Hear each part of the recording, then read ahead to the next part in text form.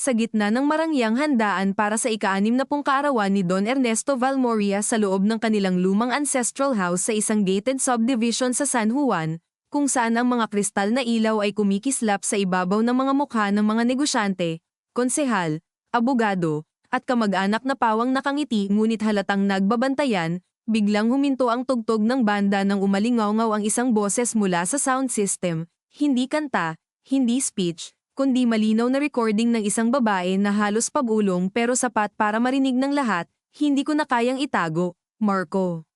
Kapag namatay si Papa, kukunin natin ang kumpanya. Wala nang dapat malaman si Isabel. Sumunod ang boses ng isang lalaki, paos, kampante, halos natatawa. Mabagal lang ang timing mo, Selena. Matagal nang walang alam ang asawa ko. Parang may malamig na tubig na ibinuhos sa buong sala. Ang mga baso ng wine ay natigil sa ere. Ang mga tsismosa sa likod ng dessert table ay napatingin sa hagdan. Ang banda, hindi malaman kung tutugtog pa ba o magliligpit na.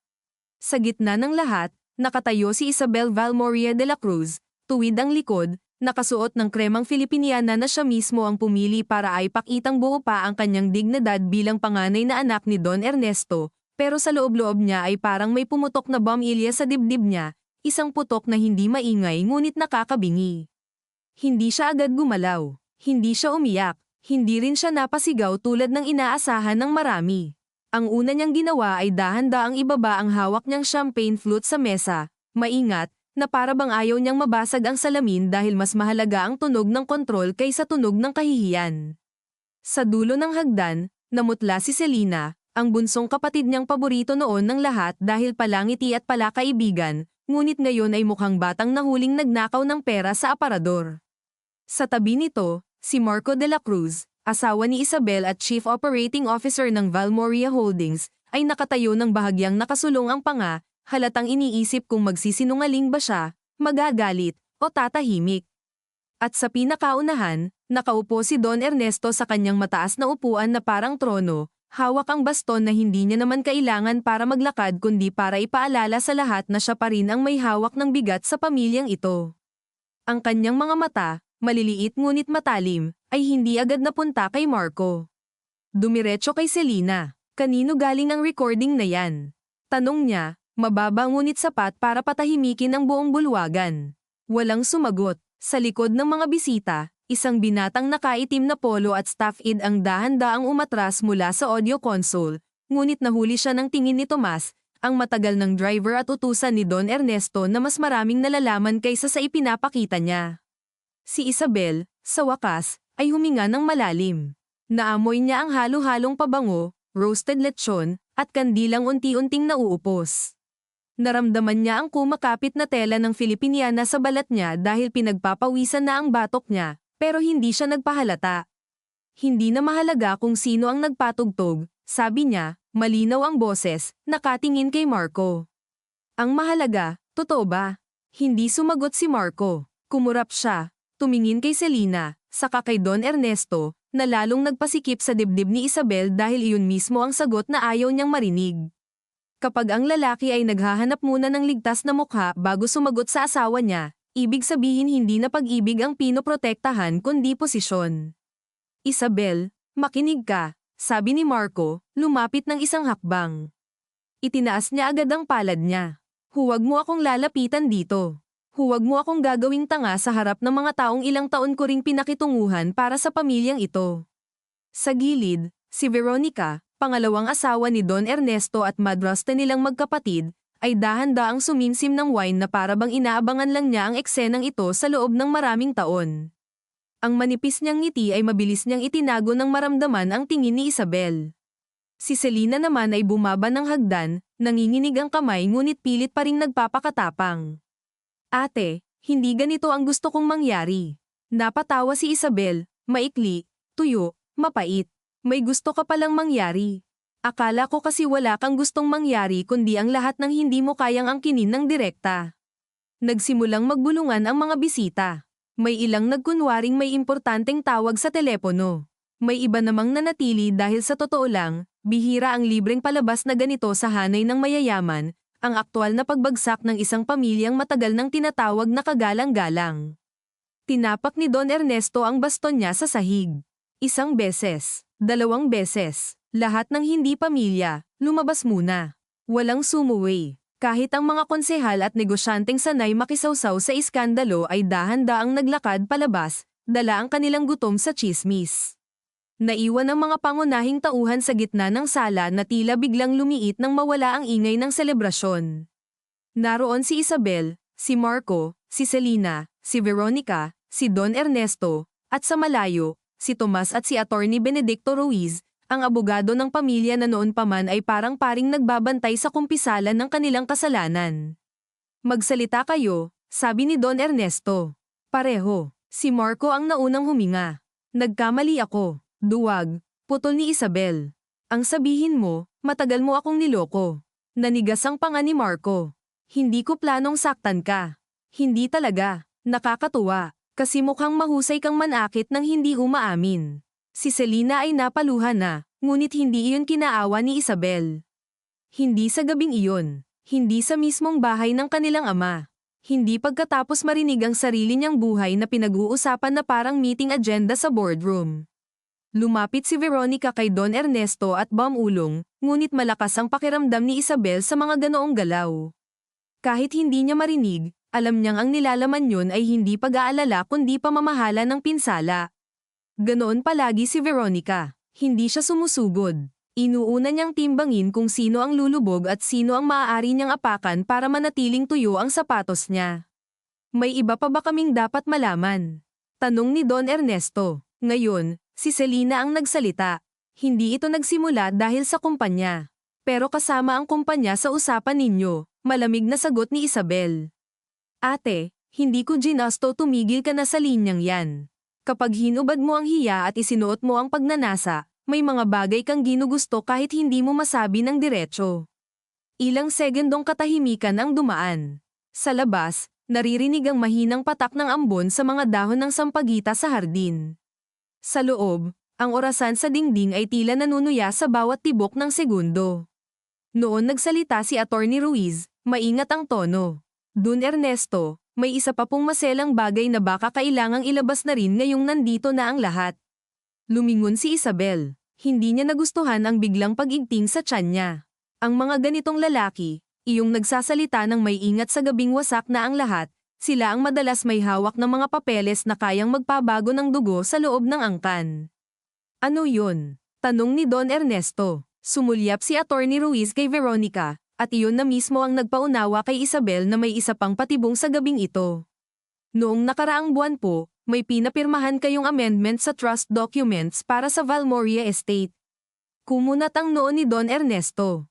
Naalala ko, may bahagi pong ipinasok na hindi ninyo personal na nirepaso. Batay po sa final version na na-file, hindi lamang ang board voting rights ang inilipat sa event ng incapacity o death.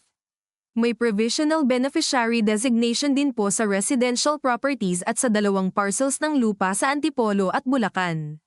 Naramdaman ni Isabel ang panlalamig ng mga daliri niya. Kanino napunta? Tanong niya. Hindi agad sumagot ang abogado. Si Veronica ang sumagot para sa kanya, na para bang matagal na niyang inensayo ang sandaling ito. Sa akin muna, temporarily, bilang legal spouse. Napatingin si Isabel sa madrasta niya. Sa sobrang galit niya, lumino ang lahat. Ang recording, ang timing, ang kapatid niyang nalunod sa kahinaan, ang asawa niyang nalunod sa ambisyon. At si Veronica, na palaging mukhang walang kinalaman ngunit laging nasa tamang pwesto kapag may mahuhulog na bunga. Hindi ito tungkol lang sa pagtataksil, sabi ni Isabel, halos sa sarili niya ngunit rinig ng lahat. May naglalabanan na pala habang iniisip kong pamilya pa rin tayo. Biglang tumayo si Don Ernesto. Matanda na siya, oo, pero nang tumayo siya ay bumalik ang anyo ng lalaking nagtayo mula sa wala ng isang construction at real estate empire sa pamamagitan ng utang, suhol, tapang, at takot. Walang makakalabas sa bahay na ito hanggang hindi ko nauunawaan kung sino ang nagtangka na nakawan ako habang buhay pa ako. Sa pagkakataong iyon, tumunog ang doorbell. 1 beses, mahaba, nakakairita. Parang sadyang pinuputol ang tensyon sa loob. Si Tomas ang lumapit sa pinto, ngunit bago pa man niya mabuksan, may malakas na katok na sinabayan ng boses na sanay magpakilala ng walang pakiusap. Polis po, Pakibuksan ang pinto. Nagkatinginan ng lahat. Si Marco ang unang namutla. Napansin niyo ni Isabel, at parang may maliit na apoy na sindi agad sa likod ng isip niya. Hindi lang pala pambababae. Hindi lang mana. May isa pang bagay. Pagbukas ng pinto, pumasok ang dalawang pulis kasama ang isang lalaking nakabarong ngunit gusot na. Basa ang noo, hingal, at halatang galing sa pagmamadali. Nakilala agad ni Isabel si Councilor Anselmo Barrera, matagal ng kaalyado sa negosyo ng pamilya, lalo na sa mga permit at land conversion sa Bulacan. Ngunit ang hindi normal ay ang paraan ng pagpasok nito hindi bilang bisita, kundi bilang taong may hinahabol na sunog na hindi pa nakikita ng iba. Don Ernesto, sabi ng konsehal, sabay punas sa noo. May problema tayo. Umigting ang panga ng matanda. Mas malaki pa ba sa problemang nasa sala ko? Sumingit ang isang pulis, diretso, walang pakundangan sa delikadesa ng mayayaman. May warrant po para kay G. Marco de la Cruz para sa preliminary custody kaugnay ng pagkawala ni Engineer Noel Sarmiento. Parang sabay-sabay na huminto ang hinga ng lahat sa silid. Anong pagkawala? Tanong ni Isabel, ngunit si Marco ay umatras na agad ng isang hakbang. Minsan, sapat ang maliit na pag-atres para patunayan na may katotohanang tinatakasan ang isang tao. Kausapin ko muna abogado ko, sabi ni Marco. Pwede po, sagot ng pulis, pero sasama kayo sa amin. Missing person lang yan, singit ni Councilor Barrera, halatang gusto niyang paliitin ang sitwasyon. Baka misunderstanding. 3 araw nang nawawala si Engineer Sarmiento, sagot ng pulis. At ang huling tao pong nakita sa CCTV na kasama niya sa warehouse sa Valmoria Aggregate Site ay si G. de la Cruz. Napalingon si Isabel kay Marco, saka kay Don Ernesto. Sa unang pagkakataon sa gabing iyon, nakita niyang hindi kontrolado ng ama niya ang eksena. Nakahawak lang ito ng mahigpit sa baston, habang si Veronica ay dahan-daang umaatres na parang ayaw madikit sa usok. Si Selena naman ay tila hindi na alam kung uunahin ang hiya, takot, o pag-ibig. Marco, sabi ni Isabel, mahina ngunit matalas. Anong ginawa mo? Wala akong ginawa, sagot nito, ngunit ang boses niya ay may biyak ng kaba. May issue lang sa bidding documents. Pinag-uusapan namin iyon. At nawala siya pagkatapos. Hindi ko alam. Hindi mo alam, ulit ni Isabel, at sa isip na iyay binalikan niya ang mga nakaraang buwan, ang mga gabing umuuwi itong amoy sigarilyo at alikabok kahit corporate executive kuno, ang biglaang paglilipat ng pondo, ang mga tawag na pinapatay kapag papasok siya sa kwarto, ang pag-iwas ni Selena sa mga family lunch, ang kakaibang lamang ni Veronica kay Don Ernesto tuwing usapang pirmahan. Ang lahat ng ito, Daisy magkakahiwalay na tuldok. Ngayon ay nagdurugtong-dugtong na parang mapa ng pagkakanulo. Dinala si Marco ng mga pulis, ngunit bago ito tuluyang may sakay, lumingon siya kay Isabel na parabang may karapatan pa rin siyang humingi ng pangunawa. May mga bagay kang hindi naiintindihan. Napangiti siya, hindi sa tuwa kundi sa matalas na pagkapagod. Iyan lagi ang sinasabi ng mga lalaking nahuhuli. Nakulang ang alam ng babae, kaya dapat siyang manatiling tahimik. Umalis si Marco. Sumunod si Councilor Barrera matapos magbaba ng ilang salitang aayusin natin ito, na lalo lamang nagpatigas sa mukha ni Don Ernesto. Nang maisara ang pinto, ang katahimikan sa loob ng bahay ay hindi na katahimikan ng iskandalo kundi katahimikan ng gyera bago maglatag ng unang sundalo. Umupo si Don Ernesto, dahan-dahan. Tomas, sabi niya, ipasok mo ang CCTV copy ng buong araw na ito. At tawagan mo si Oscar sa security. Opo, sir. Attorney Ruiz, bukas unang oras, gusto ko ng kumpletong listahan ng lahat ng dokumentong pinirmahan ko nitong 6 na buwan. Walang itatago. Opo. At kayong dalawa, sabi niya, nakatingin kina Isabel at Selena. Hindi pa ito matatapos ngayong gabi. Si Selena ay tuluyang napaupo sa sofa, umiiyak ng tahimik, baluktot ang mga daliri sa laylayan ng damit niya. Ngunit si Isabel ay hindi lumapit. May bahagi sa kanya na gustong sakalin ang kapatid niya, at may bahagi ring naaalala ang mga panahong iisa ang kumot nila noong bata pa, noong wala pang Veronica, noong ang tanging problema nila ay sino ang paborito sa report card. Ngunit ang alaala ay hindi sapat na panlaban sa kasalukuyang kahihiyan. Lumapit sa kanya si Veronica, mabagal, maingat ang hakbang na parabang siya ang may hawak ng kapayapaan sa bahay. Isabel, kailangan mong huminahon. Lalo lang lalala kung padadala ka sa emosyon. Tiningnan siya ni Isabel mula ulo hanggang paa. Talaga, ikaw ang magsasabi sa akin yan. Ilang taon mo kaming pinagmamasdan habang inaayos mo ang sariling pwesto mo. Umigting ang ngiti ni Veronica. Bawat isa sa bahay na ito ay may inaayos na pwesto. Mas magaling lang akong hindi magpahuli. Hindi na napigilan ni Isabel ang maikling, mapaklang tawa. Iyon ang pinakatapat na bagay na narinig niya buong gabi. Sa itaas ng hagdan, may bahagyang paggalaw. Isang anino, isang batang babae, si Leah, ang anak ni na Isabel at Marco na 12 taong gulang, nakapajama, nakatayo sa dilim at halatang narinig ang sapat para masira ang pagiging bata niya. Biglang nanikip ang dibdib ni Isabel, ngunit hindi siya tumakbo. Hindi pa. Dahil sa ibaba ng hagdan, sa mesa malapit sa piano, napansin niya ang isang maliit na voice recorder na hindi sa kanila.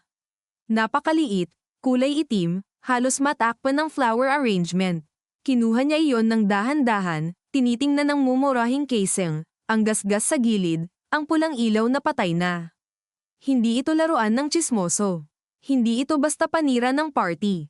May nagplano nito. May gustong pagsabay-sabayin ang lahat ang pagtataksil, ang amendment sa mana, at ang pagdakip kay Marco.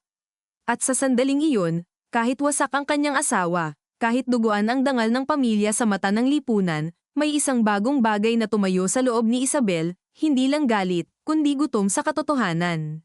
Sino ang nag-record? Sino ang naglabas? At sino ang tunay na target? Tumingin siya kay Selena na umiiyak, kay Veronica na nananatiling matigas ang likod, kay ama niyang galit ngunit maaaring matagal nang nilalaro, at sa anak niyang nakatayo sa hagdan na natututo ng mas maaga sa dapat na ang mga apelyido ay hindi protection kundi kulungan. Ipinikit ni Isabel ang mga mata niya sa loob lang ng isang segundo, saka muling binuksan. Papa, sabi niya, mahina ngunit buo. Hindi ako lalabas dito bilang biktima. Kung may magnanakaw sa pamilyang ito, kung may sinungaling, kung may pamatong sa negosyo natin gamit ang kama, lagda, o takot, hahanapin ko. Tumingin sa kanya si Don Ernesto ng matagal, at sa unang pagkakataon sa maraming taon, hindi bilang anak na kailangang sumunod, kundi bilang taong maaaring maging pinakadelikadong kakampi o kalaban sa loob ng Valmoria bloodline. Sa labas, lumakas ang ulan. Sa loob, wala nang may ganang magpatay ng ilaw o magligpit ng handa. Ang birthday cake ni Don Ernesto ay nanatiling buo sa mesa, hindi hiniwa. Ang puting icing ay kumikintab sa ilalim ng chandelier na parabang nanunuya sa ideya ng pagdiriwang. At sa isang sulok ng bahay, sa loob ng silid opisina na amoy lumang kahoy, tabako, at papel na may timbang ng mga sikreto, isang drawer ang bahagyang nakaawangat sa loob nito, nakapatong ang isang folder na may pangalang Sarmiento Claim, isang litrato ni Marco kasama ang isang lalaking hindi kilala ni Isabel, at isang lumang testamento na may punit na pahina. Hindi iyon nakita ng iba agad, ngunit nakita iyon ni Tomas sa pagdaan niya papunta sa opisina para kunin ang external hard drive ng CCTV, at ang paraan ng bahagya niyang paghinto, iyong halos di mapansing pag-igting ng balikat bago siya muling kumilos, ay sapat para mapansin ni Isabel na may isang tao sa bahay na hindi lang basta saksi kundi posibleng tagapag-ingat ng mga bagay na ayaw ilantad ng mga Valmoria sa mismong dugo nila. Leah, tawag niya, pilit pinapakalma ang boses kahit ramdam niyang nanginginig ang laman ng lalamunan niya, bumaba ka rito. Hindi agad gumalaw ang bata. Nakatayo lang ito sa itaas, hawak ang rehas ng hagdan, manipis ang mga daliri, mapatla ang mga kuko, at sa mahina ngunit malinaw na ilaw mula sa chandelier ay nakita ni Isabel ang pinipigil na luha sa mukha ng anak. Ang batang iyon ay may mata ni Marco at tikas ng baba ng mga Valmoria, isang kombinasyong dati niyang ipinagmamalaki, ngunit sa gabing iyon parang sumpa ang magkahalong bakas ng dalawang pamilyang marunong magkubli ng totoo. Mommy, tanong ni Leah, halos pabulong, totoo po ba? Lahat sa ibaba ay natahimik. Maging si Veronica, na sanay sumingit kapag may puwang, ay hindi agad nakahanap ng sasabihin. Si Selena ay napahikbi, si Don Ernesto ay umiwas ng tingin, marahil dahil kahit gaano siya kitigas, may mga tanong na kapag nanggaling sa apo ay hindi kayang sagutin ng pera, ng titulo, o ng impluensya. Umakyat si Isabel ng dahan-dahan, ramdam ang bigat ng bawat hakbang sa kahoy na hagdan na ilang dekada nang sumasalo sa yabag ng pamilya nilang puno ng lihim.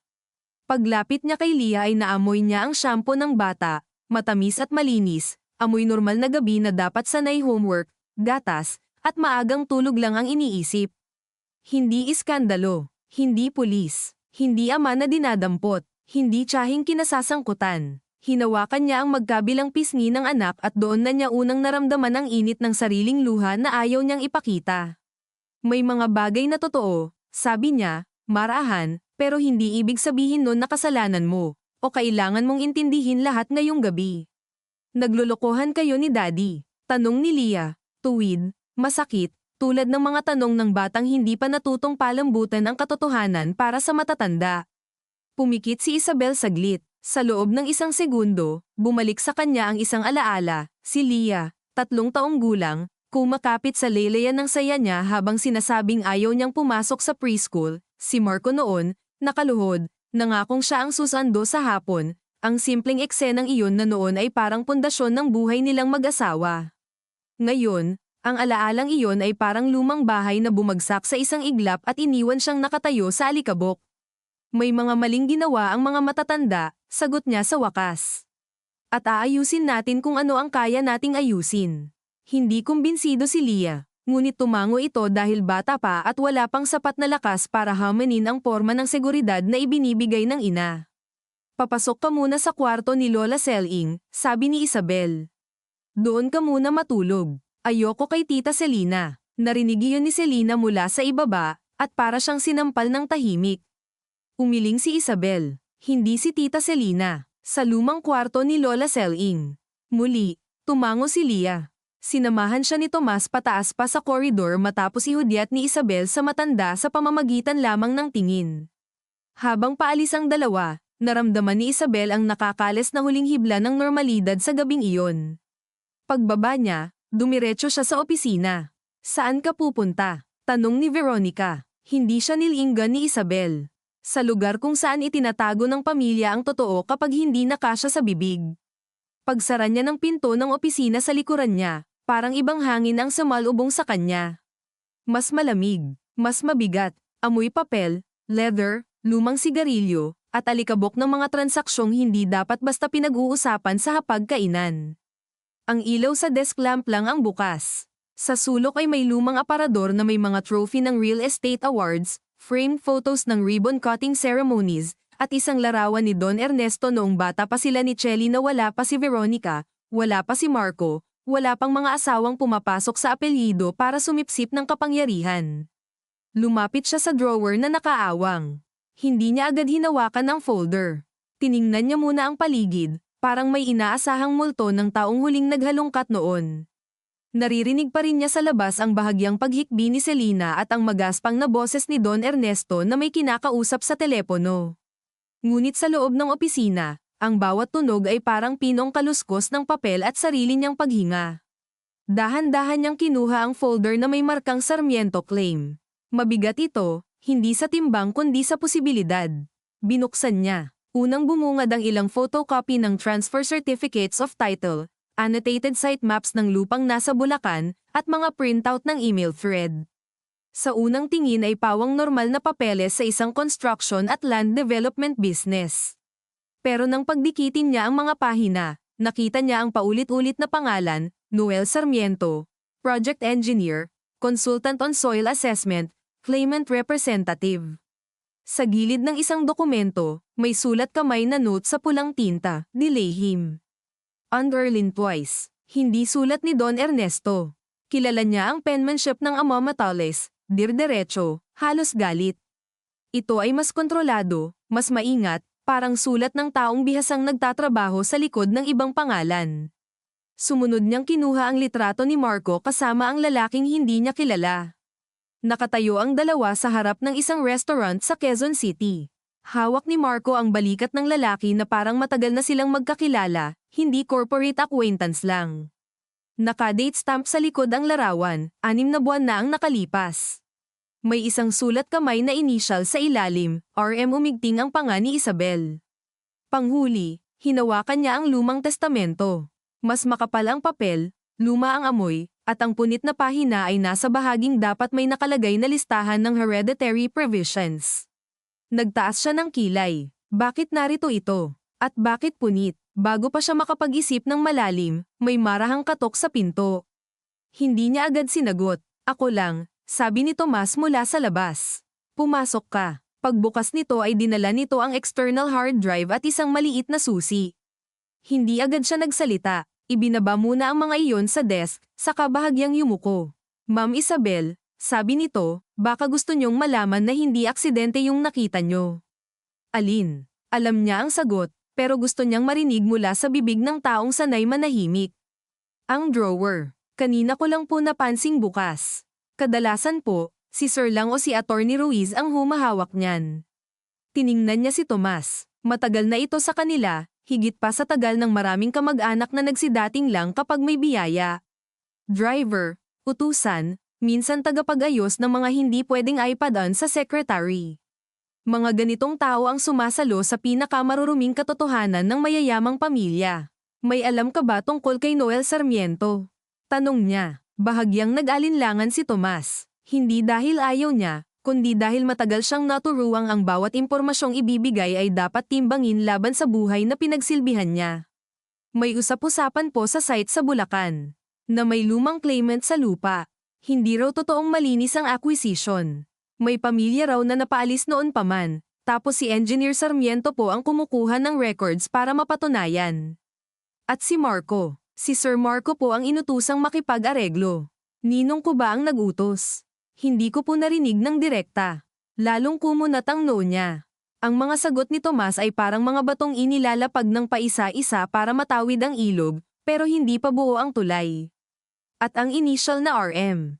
Tanong niya sabay taas ng litrato. Saglit na napatingin si Tomas, saka bumagsak ang tingin sa sahig. Hindi ko po sigurado, pero may consultant po dati si Ma'am Veronica. Si Raul Manapat, dati pong fixer sa permits, tapos naging tahimik na advisor. Humigpit ang hawak ni Isabel sa larawan. Nasaan siya ngayon? Hindi ko po alam. Pero may narinig akong may meeting si Sir Marco at si Ma'am Veronica tungkol sa kanya 2 linggo na ang nakakaraan. Parang may malamig na daliring dumampi sa batok ni Isabel.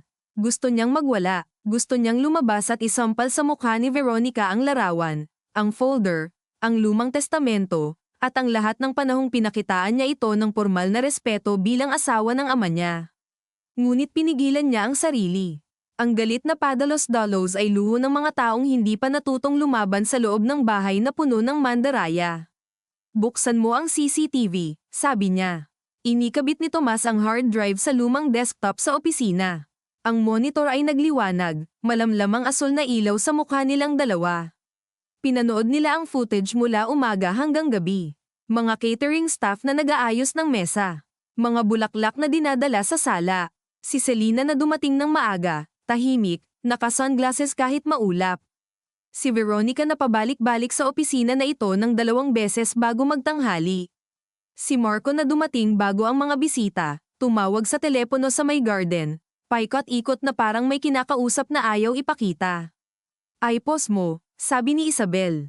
Sa screen, si Veronica ay lumabas ng opisina bandang 12:30, may hawak na envelope. Pagkaraan ng 5 minuto, pumasok si Marco. Nanatili ito sa loob ng halos 7 minuto. Paglabas, wala nang hawak ang envelope na hawak ni Veronica kanina, pero may isang bagay itong isinuksok sa inner pocket ng coat. Zoom mo. Malabo, pero sapat para makita ang hugis. Hindi envelope, hindi rin cellphone. Mas maliit, voice recorder, sabi ni Isabel. Posible po, sagot ni Tomas. Patuloy nilang pinanood. Bandang 5:00, bago pa dumami ang bisita, may isang catering staff na pumasok sa sala at tumigil ng ilang segundo sa tabi ng piano.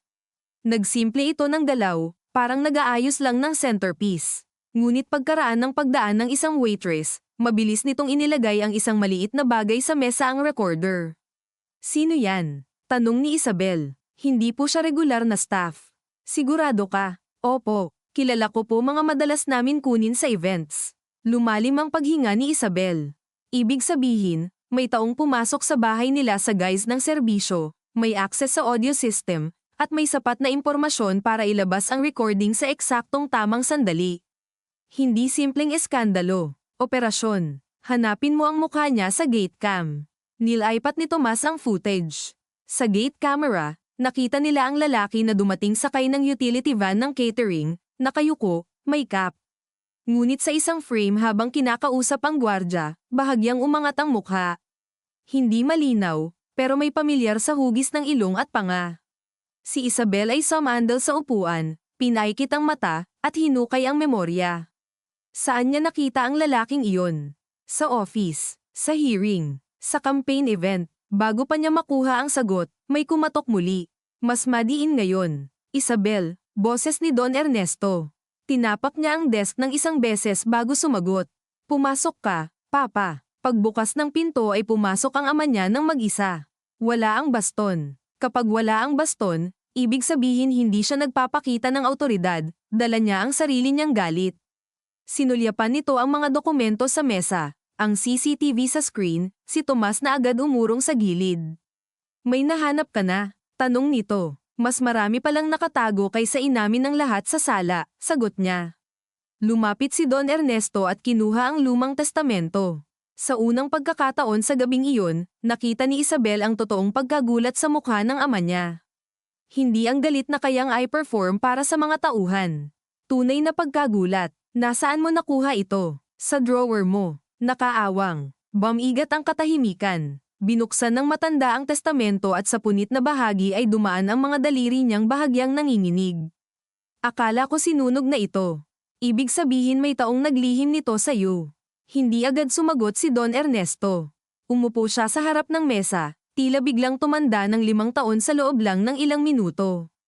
Bago ako pinakasalan ni Veronica, sabi niya, mababa ang boses, may unang bersyon ng hati sa ari-arian. Hindi lang kayong magkapatid ang nakalagay. Tiningnan siya ni Isabel ng diretso.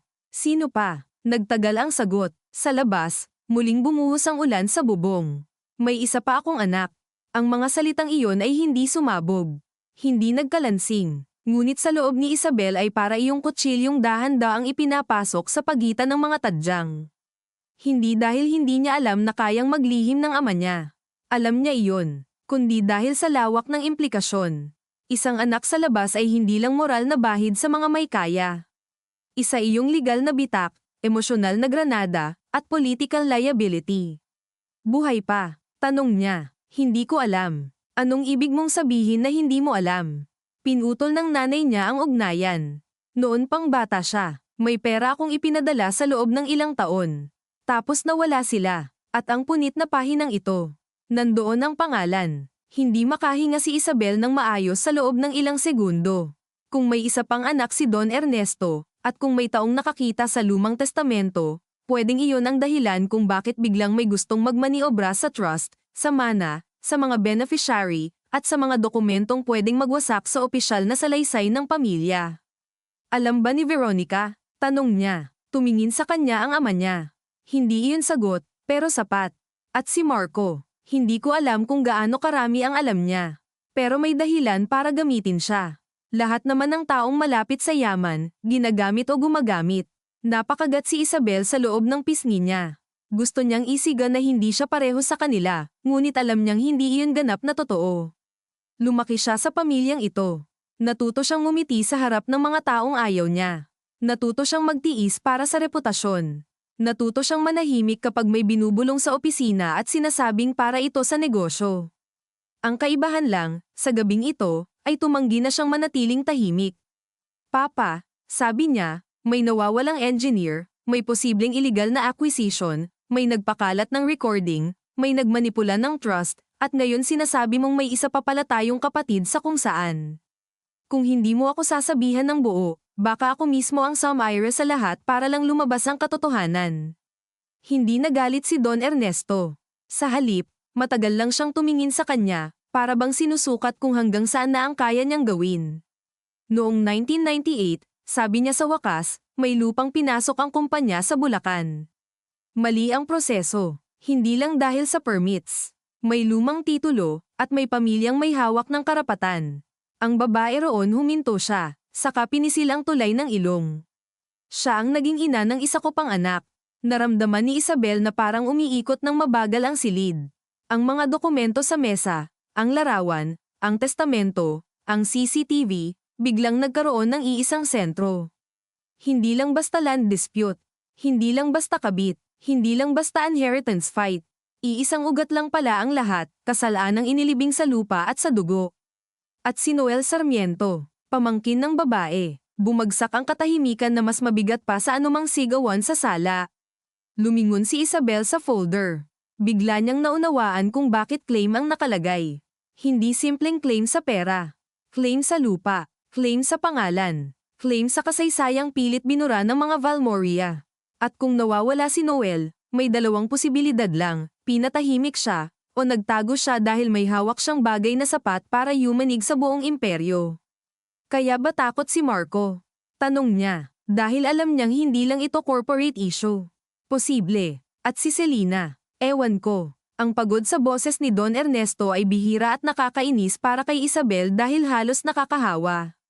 Ito ang klaseng pagod ng lalaking sanay na may ibang naglilinis ng dumi niya, pero ngayong umaapaw na ang kanal ay tila nagtataka kung bakit siya maaamoy. Hindi sapat ang ewan ko, malamig niyang sabi. Hindi na tayo pwedeng maglaro ng kalahating totoo. Sa koridor sa labas, may mabilis na yabag. Sumunod ang mahina ngunit malinaw na pagtatalo ni Veronica at Attorney Ruiz. Hindi nila narinig ang mga salita, pero naramdaman nila ang tensyon na lumalapit. Agad na pinatay ni Tomas ang monitor. Itinabi ni Isabel ang lumang testamento sa ilalim ng folder, ngunit bago pa nila maayos ang mesa, bumukas ang pinto ng walang palem. Nakatayo roon si Veronica, maayos pa rin ang postura, pero may kakaibang talam na ngayon sa mga mata niya. Iyong tipong wala ng saysay ang pagkunwaring mahinahon kapag alam mong may mga papel nang nabuksan na hindi dapat nakita ng iba. Mukhang nagsisimula na kayong mag-usap ng totoo, sabi niya. Sa likod niya ay si Attorney Ruiz, namumutla, hawak pa ang cellphone. Ano na naman? Tanong ni Don Ernesto. Hindi si Veronica ang sumagot. Ang abogado ang nagsalita, tuyo ang lalamunan. May tumawag po mula sa presinto. Hindi po pumayag si Marco na magsalita hanggat wala ang sarili niyang counsel. Pero bago raw po siya ipasok sa holding room, may sinabi siya sa desk officer. Naramdaman ni Isabel ang pag-ipit ng hangin sa dibdib niya. Ano? Tanong niya. Tumingin si Attorney Ruiz sa kanya, saka kay Don Ernesto. Ang sabi niya po, sabihin niyo kay Isabel na huwag niyang pagkatiwalaan si Veronica. Nasa kanya ang orihinal na pahina. Hindi gumalaw si Veronica sa unang segundo, ngunit ang mga ganitong tao ay hindi nasasira sa isang pangalan lang, sa halip, lalo silang tumitigas, parang manipis na yelong hindi nababasag sa unang tapak kundi lalong dumudulas. Bahagya siyang ngumiti, iyong ngiting hindi na pambabae o pampamilya kundi ng taong nasanay na pagtakpan ang sariling panik sa pamamagitan ng postura. Talagang si Marco pa ang pagbabasehan niyo ngayon. Tanong niya, maingat ang diin sa bawat salita. Lalaking may kabit, may kaso, at naghahanap ng madadamay. Nasaan ang orihinal na pahina? Putol ni Isabel, hindi na nagpapaligoy-ligoy. Naramdaman niya ang pagkatuyo ng loob ng bibig niya, ngunit mas malinaw ang isip niya ngayon kaysa sa buong gabing iyon. Minsan, kapag sunod-sunod ang dagok, hindi ka na basta nasasaktan, nagiging matalas ka. Ang dami mong inaangkin ngayong gabi, sabi ni Veronica. Humakbang paloob sa opisina ng tila kanya rin ang espasyong iyon. Asawa mong taksil, kapatid mong mahina, ama mong sinungaling, kumpanyang may bahid, at ngayon testamento. Baka naman sobrang gutom ka lang sa kontrol kaya lahat ng bagay ginagawa mong personal. Hindi sumagot agad si Isabel. Sa halip, hinayaan niyang lumipas ang ilang segundo habang nakatitig sa madrasta niya. Naririnig niya ang ulan sa bintana. Mas mahinahon na ngayon ngunit tuloy-tuloy, at ang tunog na iyon ay parang lumang radyo sa likod ng isip niya paulit-ulit, matyaga, hindi tumitigil hanggat may natitirang bubong na babagsakan. Sa gilid, si Tomas ay hindi gumagalaw.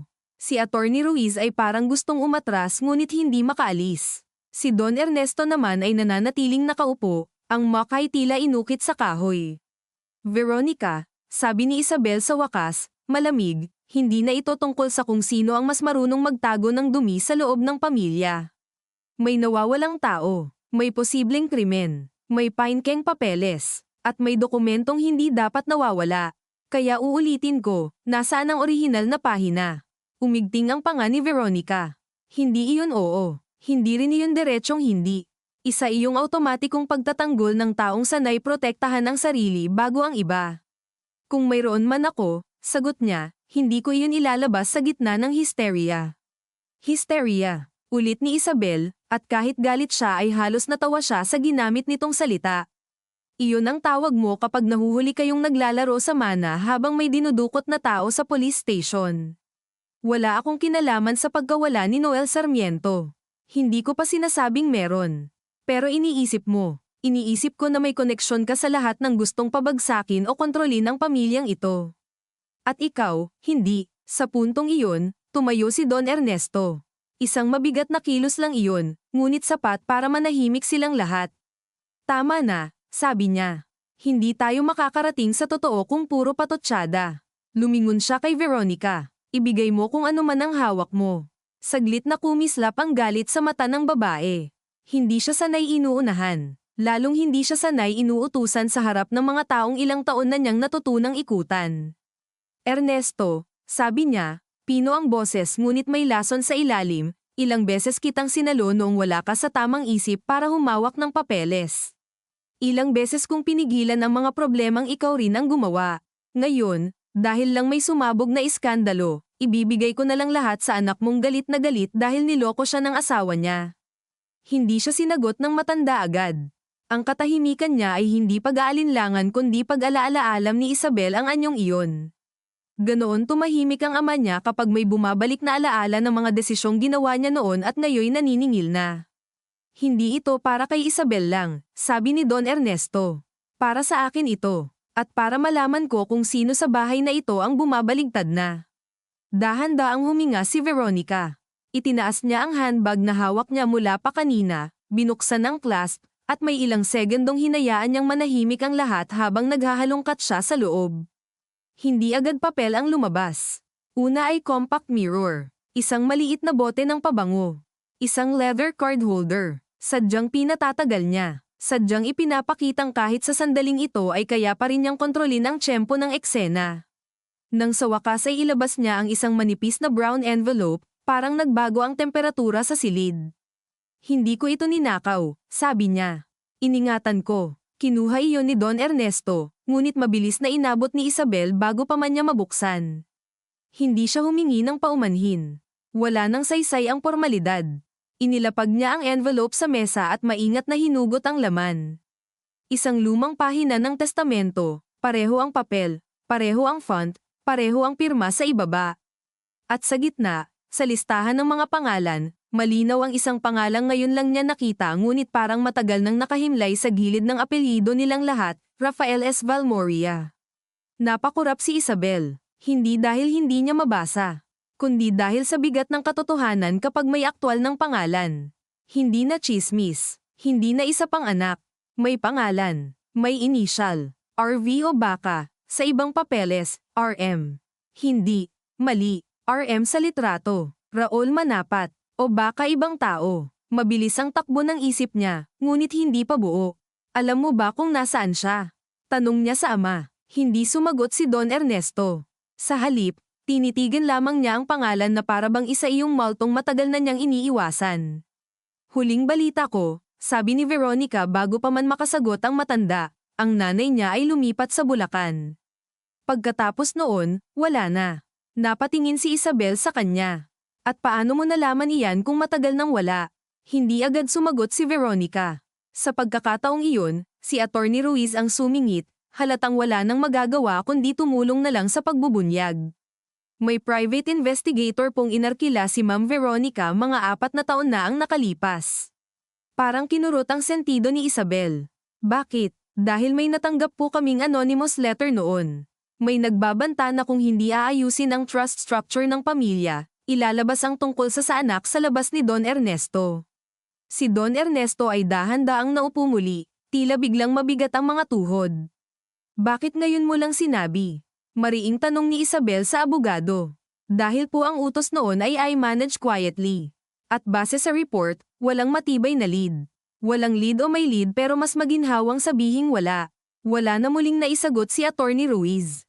Sa mesa, hinawakan ni Isabel ang pahina. Magaspang ang gilid kung saan ito napunit mula sa orihinal.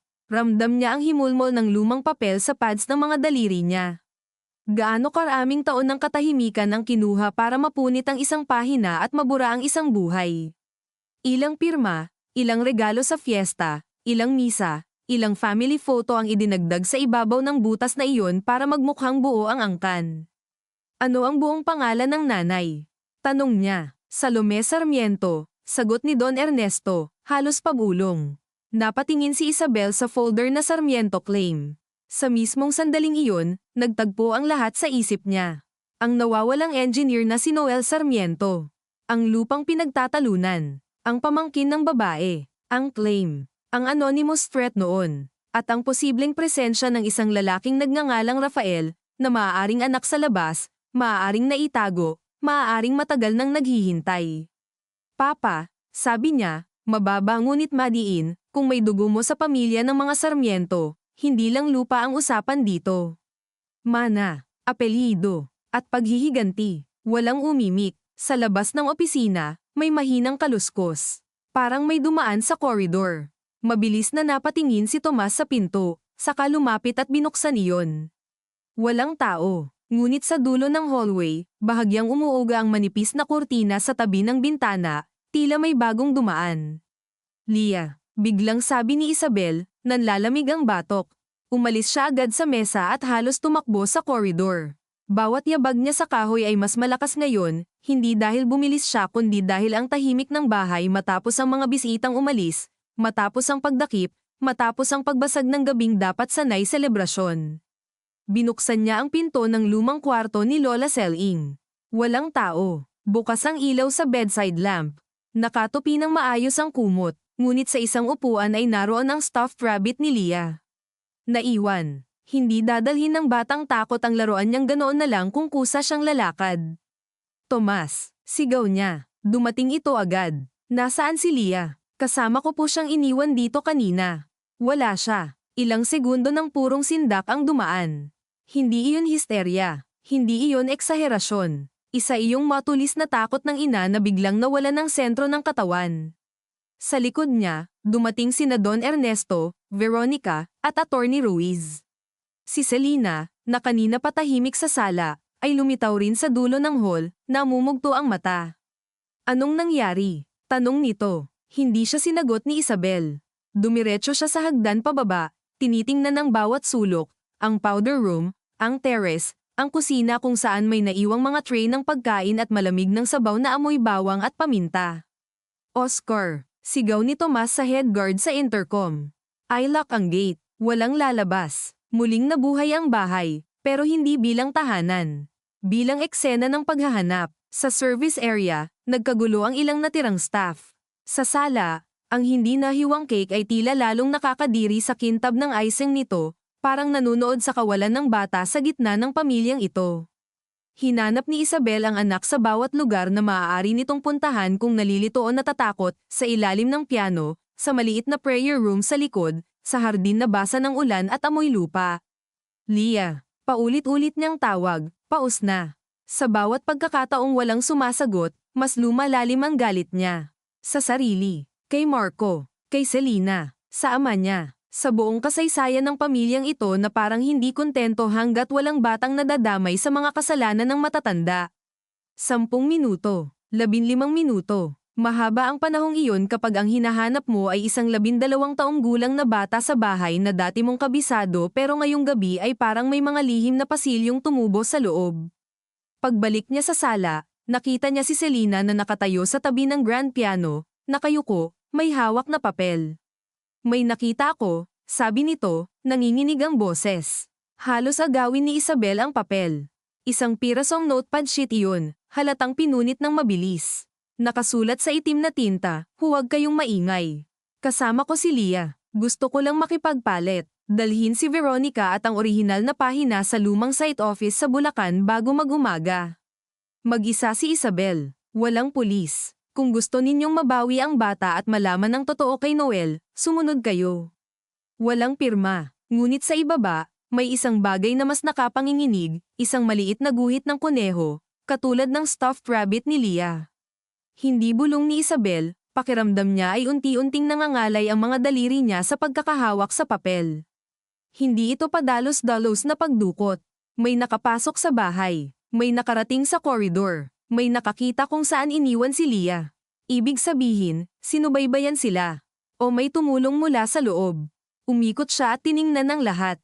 Si Veronica, biglang mapatlang ngunit hindi pa rin nawawala ang mapag-ingat na tingin. Si Don Ernesto, matigas ang panga. Si Selena, umiiyak na naman. Si Tomas, alerto. Sa bawat mukha ay may takot, pero sa ilang mukha may dagdag na bagay, pagkilala. Parang may taong hindi nagugulat sa paraang dapat. Sino ang may alam sa lumang site office? Tanong ni Isabel. Halos lahat ng nasa kumpanya, sagot ni Don Ernesto. Pero kaunti lang ang may alam na hindi na ginagamit yun. At si Marco, alam niya. Si Veronica, oo, si Selena. Napaatras ng bahagya ang kapatid niya, parang nasaktan sa mismong pagtatanong. Minsan lang akong nakapunta ron, sabi nito.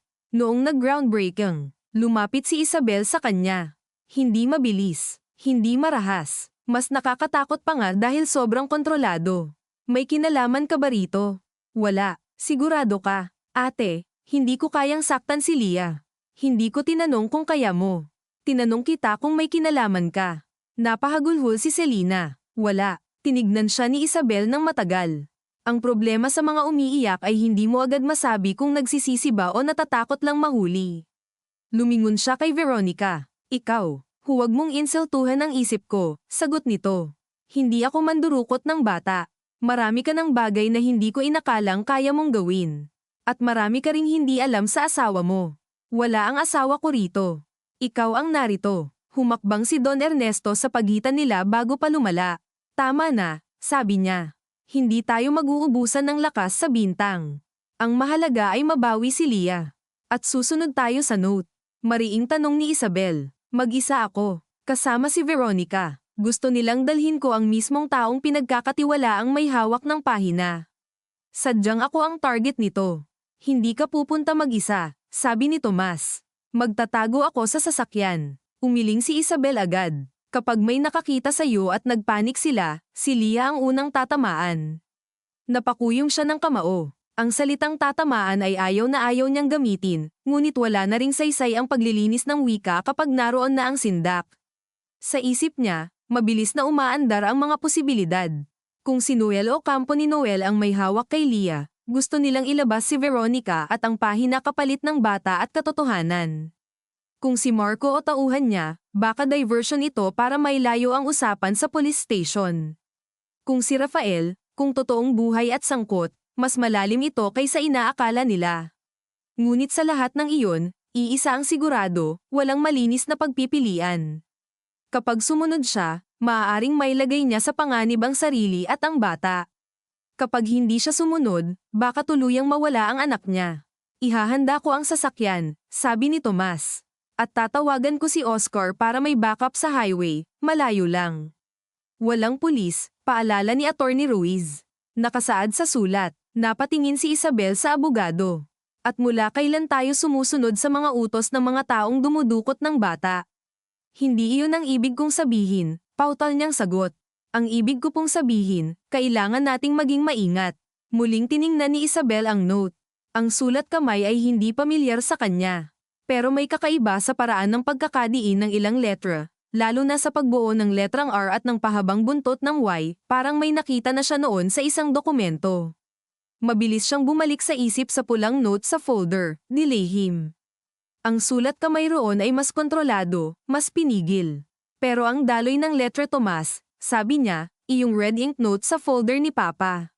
Kunin mo. Dinala iyon ni Tomas. Pinagtabi niya ang dalawa sa mesa sa sala. Magkaiba ang gamit na panulat, magkaiba ang pressure, ngunit may mga ugaling hindi madaling itago sa sulat ng tao, ang paraan ng pagsara sa letrang A, ang bahagyang pagkiling pakaliwa ng huling stroke, ang hindi pantay na pagitan sa pagitan ng dalawang salita kapag nagmamadali. Iisang kamay lang, bulong niya. Sino? Tanong ni Don Ernesto. Dahan-dahan siyang tumingala. Ang sagot ay hindi pa kompleto. Pero may isang mukha na umangat sa isip niya hindi dahil gusto niya kundi dahil nagsimulang magtugma ang mga piraso, ang lalaking nasa litrato kasama si Marco, ang initial na RM, ang consultant ni Veronica, ang fixer sa permits, ang taong marunong pumasok sa pagitan ng legal at illegal nang hindi nadudumihan ang mangas. Raul Manapat, sabi niya. Umigting ang mukha ni Veronica. Maliit lang ang reaksyon, ngunit sapat. At para kay Isabel, iyon na ang unang kumpirmasyong hindi na niya kailangan pang hingin. Hindi na nakapagkunwari si Veronica. Hindi siya napasigaw, hindi rin nagwala, ngunit may kung anong lumubog sa mukha niya, isang mabilis na pagbagsak ng maskara bago niya muling itinuwid ang likod at ibinalik ang pamilyar na anyo ng kontrol. Matagal nang wala si Raul, sabi niya, pero masyadong mabilis ang sagot. Masyadong handa, masyadong manipis. Kung totoo man na siya ang may gawa niyan, hindi ibig sabihin kasama ako.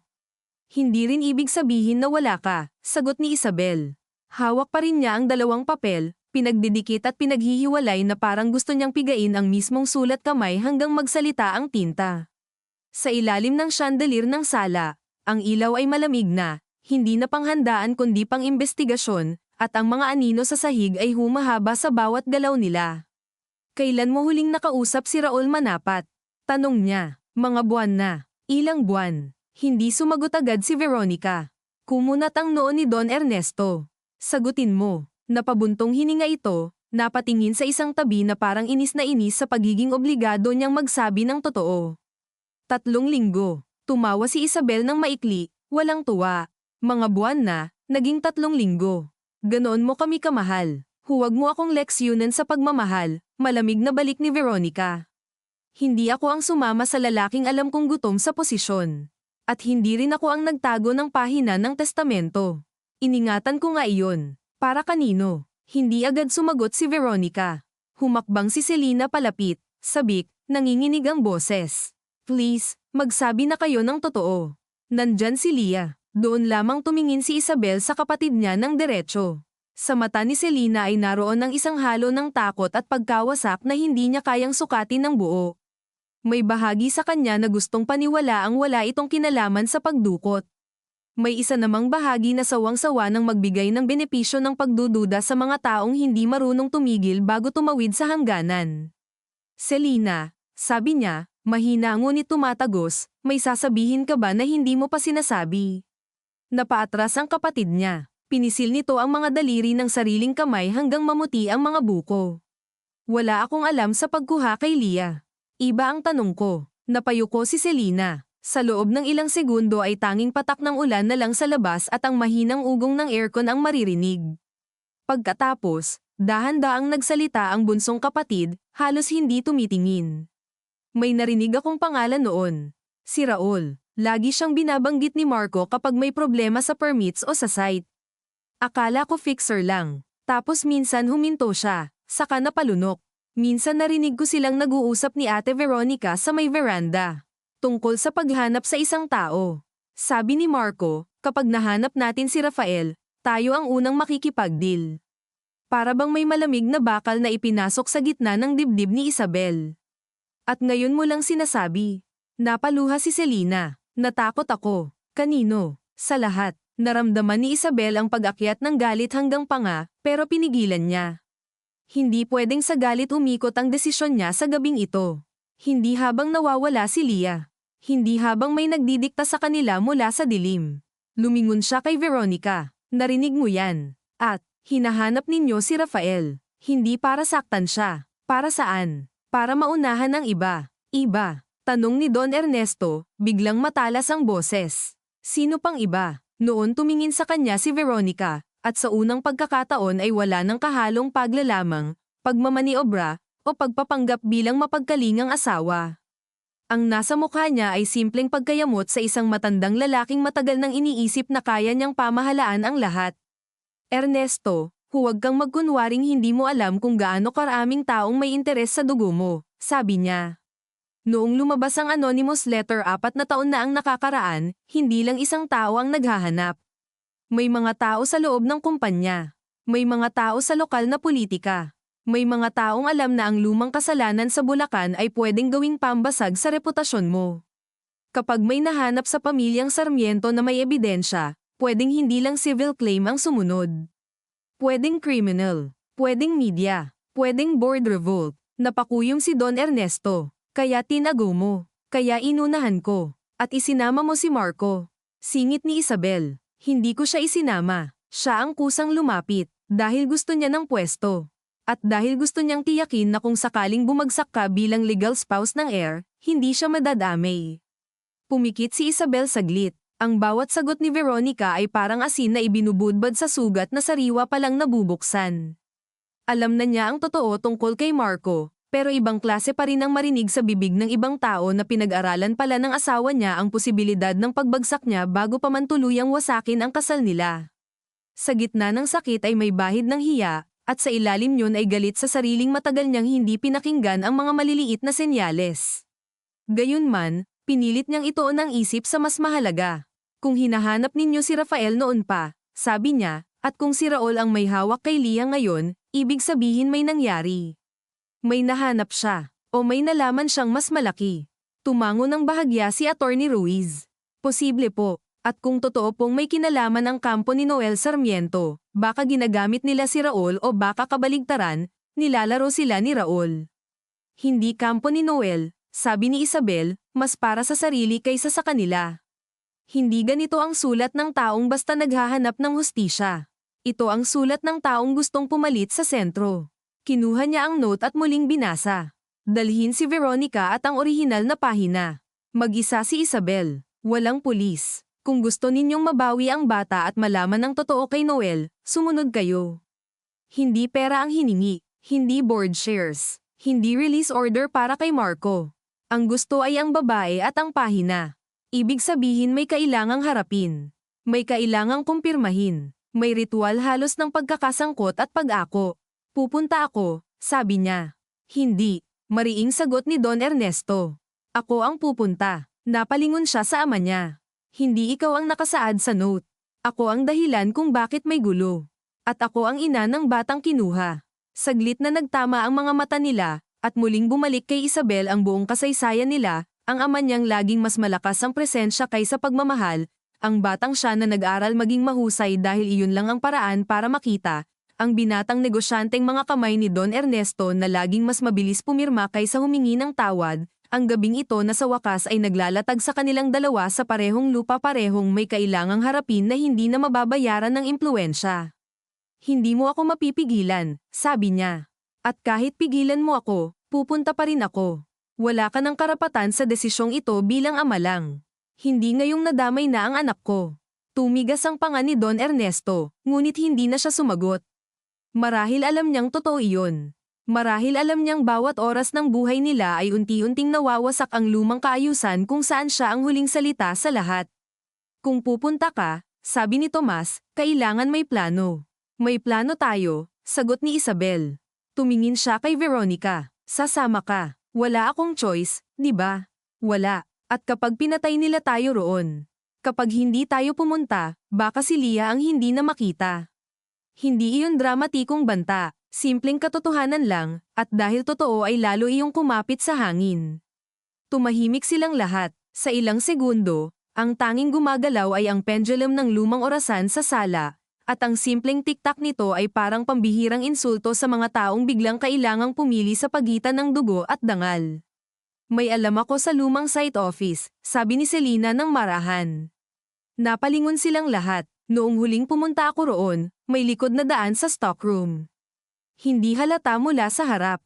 Kung may tao roon at gusto nilang may takbuhan, malamang ginagamit pa rin nila iyon. Hindi ka sasama, agad sabi ni Isabel.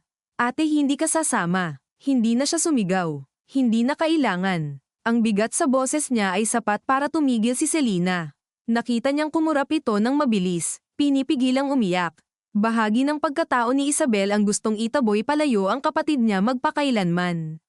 Ngunit may isa ring bahagi na nakikitang ang tunay na parusa ni Selena ay manatiling buhay sa loob ng pamilyang ito dala ang ginawa at hindi ginawa. Sabihin mo na lang kay Tomas ang alam mo tungkol sa daan, dagdag niya. Tumango si Selena. Tahimik na tahimik. Baka unang beses sa maraming taon na wala itong gustong ipagtanggol sa sarili. Habang nag-aayos sila, pinili ni Isabel ang mga bagay na dadalhin. Hindi baril, wala siyang karanasan at ayaw niyang maging mas mabilis ang takot ng kalaban. Isang flashlight, ang orihinal na pahina ng testamento sa isang transparent sleeve.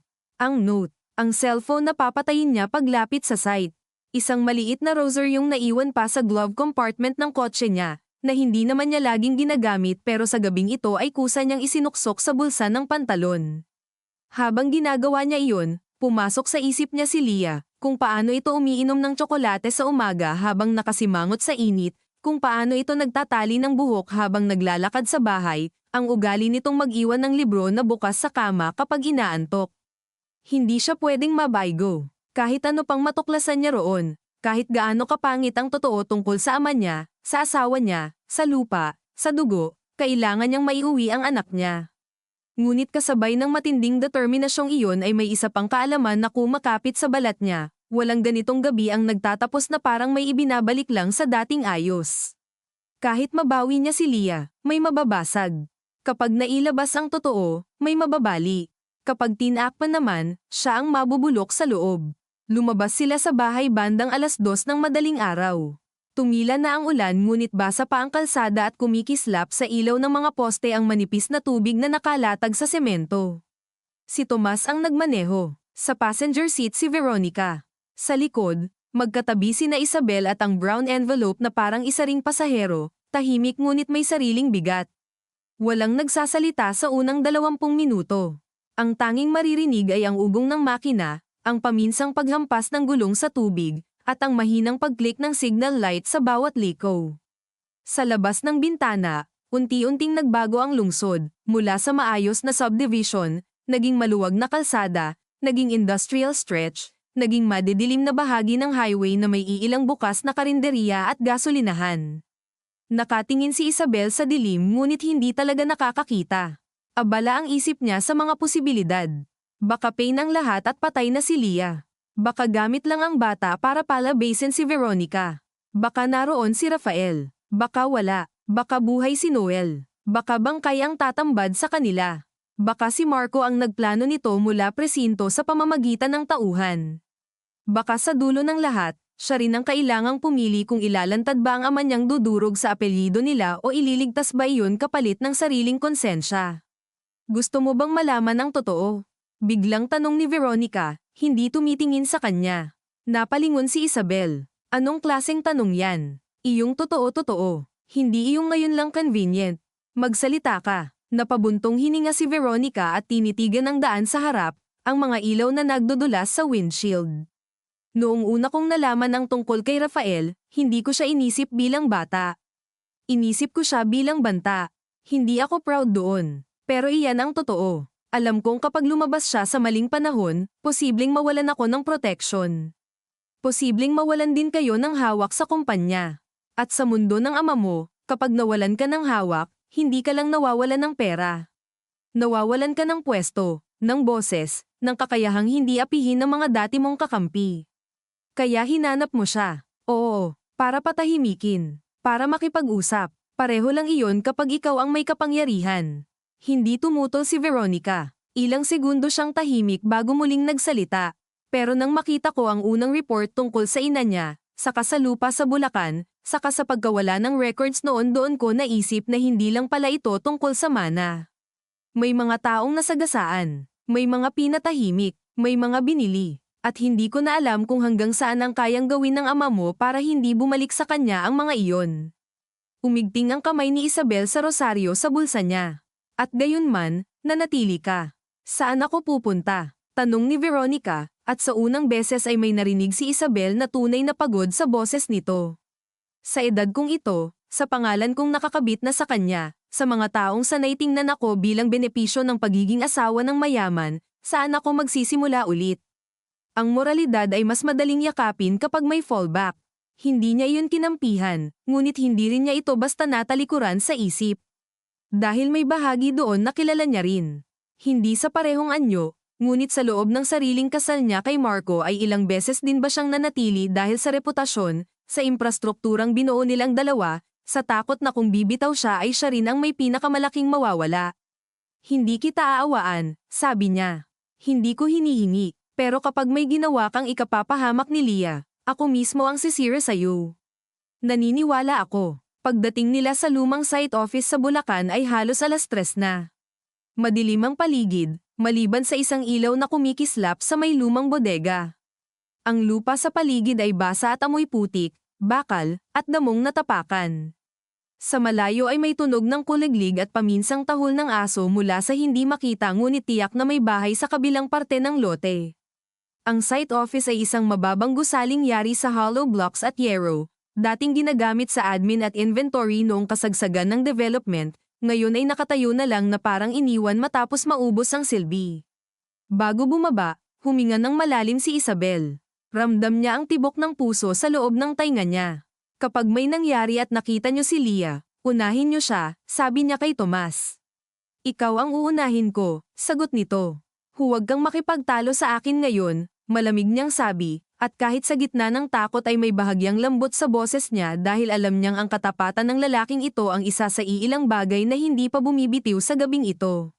Bumaba silang tatlo. Sumayad agad ang sapatos ni Isabel sa basang lupa. Malamig. Damaykit ang putik sa takong. Sa bawat hakbang papunta sa gusali ay naramdaman niyang parang mas lumalakas ang amoy ng lumang semento at kalawang. Nandito na kami, tawag niya, hindi sumisigaw ngunit sapat ang lakas para tumawid sa dilim. Walang sumagot, lumapit sila sa pinto, bahagyang nakabukas. Wala pang 2 pulgada, pero sapat para maramdaman mong may naghihintay sa kabila. Tumingin siya kay Veronica. Mapatla ito ngunit matigas pa rin ang baba. Sa likod nila, umatras si Tomas sa mas madilim na bahagi. Ayon sa plano, hindi tuluyang malayo ngunit hindi lantad. Itinulak ni Isabel ang pinto. Umungol ang bisagra. Sa loob ay isang mahabang lamesa, ilang lumang filing cabinet, at isang ilaw na nakasabit sa gitna, nakabukas, mapatla, nag-iiwan ng malalim na anino sa mga sulok. At sa dulo ng silid, nakatali sa isang plastik na upuan ngunit buhay, umiiyak ng pigil, naroon si Leah. Sa tabi nito ay isang lalaking nakatayo na may hawak na kutsilyong hindi nakatutok sa bata ngunit sapat na malapit para tumigil ang dugo sa katawan ni Isabel. Hindi si Raul Manapat ang una niyang nakita. Ang una niyang nakita ay ang mukha ni Leah na mumugto ang mata, gusot ang buhok, nanginginig ang balikat. Ngunit nang iangat ng lalaking bantay ang ulo at lumapit mula sa likod ng filing cabinet ang isa pang figura, doon niya tuluyang naramdaman ang pag-ikot ng gabing ito sa huling direksyon na hindi na maibabalik. Dahil ang lalaking iyon ay may pamilyar na anyo ng panga ni Don Ernesto, may mga matang matagal nang hindi natutunan ng pamilya nilang kilalanin, at sa likod ng kanyang kanang tainga ay may manipis na pilat na eksaktong nasa parehong lugar ng kay Don Ernesto ng bata pa sa lumang litrato sa opisina. Tumingin ito kay Veronica, saka kay Isabel, at sa wakas ay nagsalita. Ang tagal ninyo, sabi niya. At oo, bago pa kayo magtanong, ako si Rafael. Hindi agad nakasagot si Isabel. Sa loob ng ilang segundo, tila tumigil ang oras sa silid na iyon, sa ilalim ng maputlang bambilyang nakasabit at bahagyang umiindayog sa hangin na pumapasok sa siwang ng bintana. Ang lahat ng amoy ay sabay-sabay niyang naamoy basa at lumang kahoy, kalawang ng filing cabinet, putik na kumapit sa sapatos nila, pawis ng takot, at ang maasim na amoy ng lugar na ilang taon nang hindi tunay na tinitirhan pero muling binuhay ng galit. Nakatingin siya sa lalaking nasa harap niya, at habang pinipilit ng isip niyang manatiling nakatutok kay Leah, hindi niya rin mapigil ang pag-aralan ang mukha nito. Hindi ito ang mukhang inimbento lang ng isang nanloloko. May mga bagay sa anyo ng tao na hindi mo basta magagaya ang paraan ng pagtigas ng panga bago magsalita, ang bahagyang pagtaas ng isang kilay kapag nagmamasid, ang katahimikan na hindi galing sa kaba kundi sa taong matagal nang nakontento sa pagiging hindi kinikilala. Sa likod ng mga mata ni Rafael ay wala ang kabaliwan ng taong biglang sumulpot para manghingi ng mana. Ang naroon ay isang lumang pagkapagod. Iyong pagkapagod ng taong ilang taon nang inuunahan ang sariling sakit para hindi siya maubusan ng lakas pagdating ng araw ng pagsingil. Bitawan mo ang anak ko, sabi ni Isabel, mabagal at kontrolado, kahit ang totoo ay gusto na niyang sugurin ang lalaking may hawak ng kutsilyo sa tabi ni Leah. Nanginginig ang tuhod niya, ngunit nakatanim ang mga paa niya sa semento. Ayaw niyang makita ni Leah ang sindak sa mukha niya. Ayaw rin niyang makita ni Rafael ang gaano kalalim ang pwedeng tama sa kanya ng sandaling ito. Bubuhayin niyo muna ang usapan bago ko siya bitawan, sagot ni Rafael. Hindi siya sumigaw. Hindi rin siya nagbanta sa paraang karaniwan sa mga kriminal sa teleserye. Mas nakakabahala pa nga dahil para lang siyang taong nakikipagtransaksyon sa boardroom, kung saan ang hostage ay hindi baraha kundi taong may hininga at pangalan. Napahagulgol ng mahina si Leah. Mommy, ang isang salitang iyon ay sapat para halos mabiyak ang dibdib ni Isabel. Humakbang siya ng isang beses, ngunit agad sumingit ang lalaking bantay sa gilid, itinaas ng bahagya ang kutsilyo, hindi itinutok sa bata kundi sa harap na espasyo, paalala lang na may hangganan ang bawat galaw. Huwag kang lalapit pa, sabi ni Rafael. Hindi ko siya sasaktan kung walang gagawa ng katangahan. At bakit kita paniniwalaan? Tanong ni Isabel. Dahil kung gusto ko siyang saktan, hindi ko kayo patatawagin pa. Mula sa tabi niya ay naramdaman niya ang bahagyang paggalaw ni Veronica. Hindi ito sumulong. Hindi rin umatras. Nakatayo lang ito na parang may sariling laban sa dibdib niya, isang timpla ng takot, galit, at pagkadismaya sa sandaling dumating na rin sa wakas ang taong matagal niyang hinanap at ngayon ay narito sa pinakamasamang paraan. Rafael, sabi ni Veronica, maingat. Hindi ito ang tamang paraan. Napatingin siya rito at ngumiti ng bahagya, pero walang init. Siyempre, sa inyo, laging may tamang paraan ang mali, basta maayos ang pirma at tahimik ang media. Napakuyom si Isabel sa brown envelope na hawak niya. Gusto mo ang pahina? Nandito. Itinaas niya ng bahagya, naningkit ang mga mata ni Rafael, ngunit hindi siya agad lumapit. At ikaw, sabi nito kay Veronica, nandyan ka rin. Kumpleto na. Kung ako ang kailangan mo, ako ang kausapin mo, sagot ni Veronica. Huwag na ang bata, talaga, maikling tanong ni Rafael. Noong hinahanap mo ako, naisip mo bang huwag na ang mga taong nadadamay? Hindi nakasagot si Veronica. Sa likod ng tindig nitong laging maayos ay tila may mga bitak na rin ngayong hindi na matakpan ng lipstick, pearls, at tamang postura. Si Isabel ay dahan-daang huminga. Kailangan niyang pabagalin ang sandali. Kailangan niyang pigain ang bawat segundo para makahanap ng puwang, kahit maliit, para mailapit ang anak niya sa kaligtasan. Sa gilid ng paningin niya ay naaaninag niya si Tomas sa labas ng pintuan, halos nakalubog sa anino, hindi pumapasok, sumusunod sa napag-usapan. Anong gusto mong malaman? Tanong niya kay Rafael. Hindi mo ako dinala rito para lang makita mo ang mukha naming lahat. Tinitigan siya nito ng matagal. Pagkatapos ay dahan-dahan itong lumapit sa lamesang nasa gitna ng silid, ngunit nanatiling may sapat na distansya mula kay Leah. Gusto kong marinig mula sa bibig ninyo na alam ninyo ang ginawa ng pamilya ninyo, sabi nito. Hindi iyong sanitized version ng mga abogado. Hindi iyong complicated land issue. Hindi iyong nagkamali ang proseso. Gusto kong marinig ang dumi sa mismong pangalan nito. Ang bombilye sa taas ay bahagyang kumurap, at sa saglit na pagdilim ay parang mas lumitaw ang mga guhit sa mukha ni Rafael. At kapag narinig mo, tanong ni Isabel, bitaw ang anak ko, depende sa maririnig ko. Nais niyang sumigaw na wala itong karapatan magtakda ng kondisyon sa buhay ng anak niya. Ngunit alam niyang ang moral na pagiging tama ay walang gamit sa kwartong may kutsilyo at batang nakatali. Kaya pinili niyang manatiling tuwid at buhay ang isip.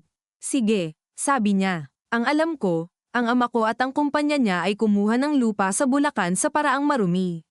May pamilyang naagawan o napaalis. May mga dokumentong tinabyunan. At kung totoo ang lahat ng lumabas ngayong gabi, hindi lang lupa ang nabaon doon. Pati dugo. Tahimik na nakinig si Rafael, ngunit hindi pa sapat ang mga mata nito. Gusto pa nitong may magdala ng sariling hiya sa harap niya. Ikaw, sabi niya kay Veronica. Ikaw ang may hawak ng pahina. Ikaw ang matagal na naghanap sa akin. Napalunok si Veronica. Sa gilid ng ilaw ay kitang-kita ang bahagyang panginginig ng kamay niya, at sa unang pagkakataon mula nang makilala siya ni Isabel bilang madrasta, may nakita siyang hindi estratehiya kundi takot. Hinahanap kita dahil napatigil ito. Marahil dahil ang totoo, kapag inusal, ay mas pangit kaysa sa kahit anong alegasyon. Dahil ayokong mawalan ng seguridad, dugtong niya sa wakas. Dahil alam kong kapag lumabas ka sa maling panahon, babagsak ang lahat. Hindi lang para sa akin. Para sa buong pamilya. Napangiti si Rafael, mapait. Pamilya. Inusal niya ang salita na para bang may tinik iyon. Ang kapal talaga ng mukha ng mga legal. Napapikit si Isabel ng bahagya. Sa tabi ng galit at takot ay may isang malamig na unawa na humahaba sa isip niya. Si Rafael ay hindi lang dumating para maghayganti. Dumating siya para ipilit sa kanila ang bigat ng salitang pamilya na ilang dekada nilang ginamit sa mga invitation, sa corporate anniversary speech, sa media profile, sa harap ng simbahan, habang may isang dugo silang pinunit sa testamento. Nasaan si Noel Sarmiento? Tanong niya. Noon lamang bahagyang nagbago ang mukha ni Rafael. Hindi paglambot, pero may ani nung dumaan. Buhay pa noong huli ko siyang nakita. Noong kailan? Kagabi. Umigting ang lahat sa loob ni Isabel. Nasaan siya ngayon? Hindi ko alam. Kasama mo ba siya? Hindi. Sinungaling ka. Maniwala ka o hindi, wala na akong pakialam. Ang pinsan kong iyon ang unang naglakas loob humanap ng records na matagal nang binubura. Siya ang unang naniwalang may paraan pa para ipaglaban ang lupa at ang pangalan ng nanay ko. Pero nang makita niyang mas malalim pala ang hukay, natakot siya. Ayaw niyang ituloy. Si Marco ang huling kumausap sa kanya sa warehouse. Pagkatapos noon, naglaho siya. Tumingin si Isabel kay Leah, saka muli kay Rafael. Kung ganun, bakit hindi si Marco ang dinala mo rito? Bakit anak ko? Sa unang pagkakataon ay tila nagdilim ang mukha nito sa paraang may halong hiya. Sandali lang. Isang kisap. Pero naroon. Hindi ako ang kumuha sa bata. Naramdaman ni Isabel ang pagtigil ng tibok sa isang iglap. Ano? Pagdating ko rito, nandito na siya. Napalingon siya agad sa lalaking may kutsilyo. Sino ka? Hindi ito sumagot. Nakatayo lang, matangkad, nakakap, anino ang kalahati ng mukha. Ngunit sa paraan ng pagkakadiin ng balikat nito at sa pagiging tahimik na parang tao sanay sumunod sa utos kapalit ng pera, may kung anong pamilyar na hindi niya agad may lugar. Magsalita ka, sanggol niya. Si Rafael ang sumagot, tauhan ni Raul. Hindi akin. Bahagyang humakbang si Veronica paatras. Napansin niyo ni Isabel. Akala ko wala kang alam kung nasaan si Raul. Wala akong alam kung nasaan siya ngayon, mabilis na sagot ni Veronica.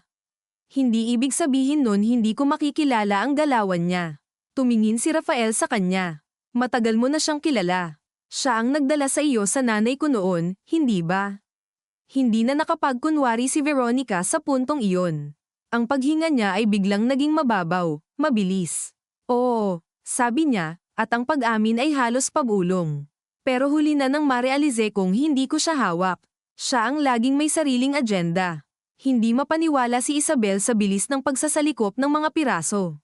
Habang sila'y nag-aaway bilang pamilya, may mga taong mas malalim at mas tahimik palang naguhukay sa ilalim nila.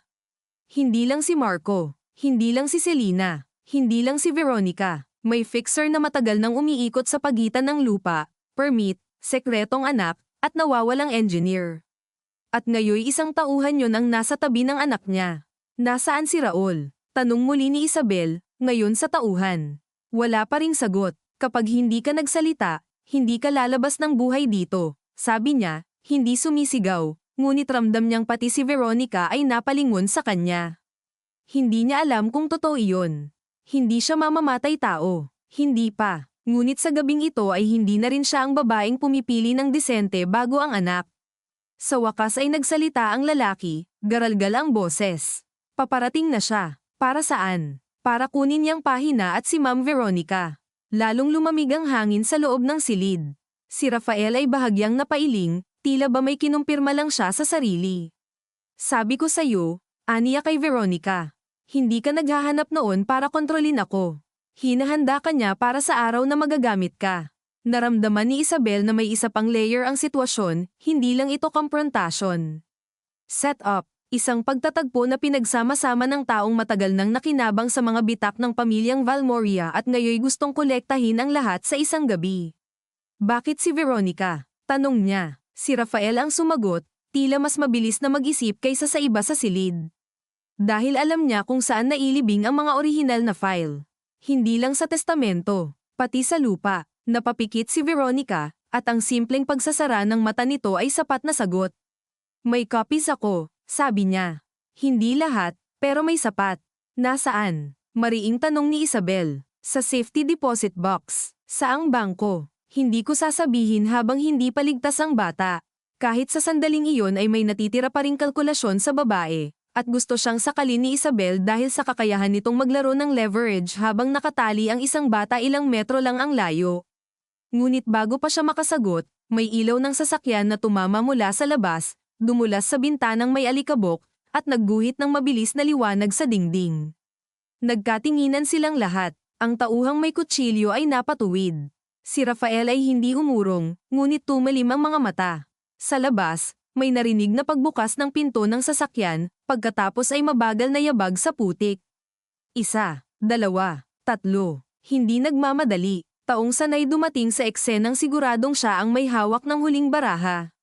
Si Raul, bulong ni Veronica, at sa pagkakataong iyon ay wala nang duda si Isabel na totoo ang takot nito. Bumilis ang takbo ng isip niya. Kapag pumasok si Raul at makita silang lahat dun si Rafael, si Veronica, ang pahina, si Leah magiging impyerno ang silid na iyon. Kailangan niyang baguhin ang balanse bago pa ito mangyari. Rafael, sabi niya ng mabilis pero malinaw, kung gusto mong may mangyari ngayong gabi na higit sa paghihiganti, kailangan mabuhay si Leah at hindi mapunta kay Raul ang kahit ano. Kung hindi, ikaw rin ang magiging isa na lang bangko ng galit na walang napala. Tinitigan siya nito. Sa likod ng katahimikan ay halatang umaandar ang isip.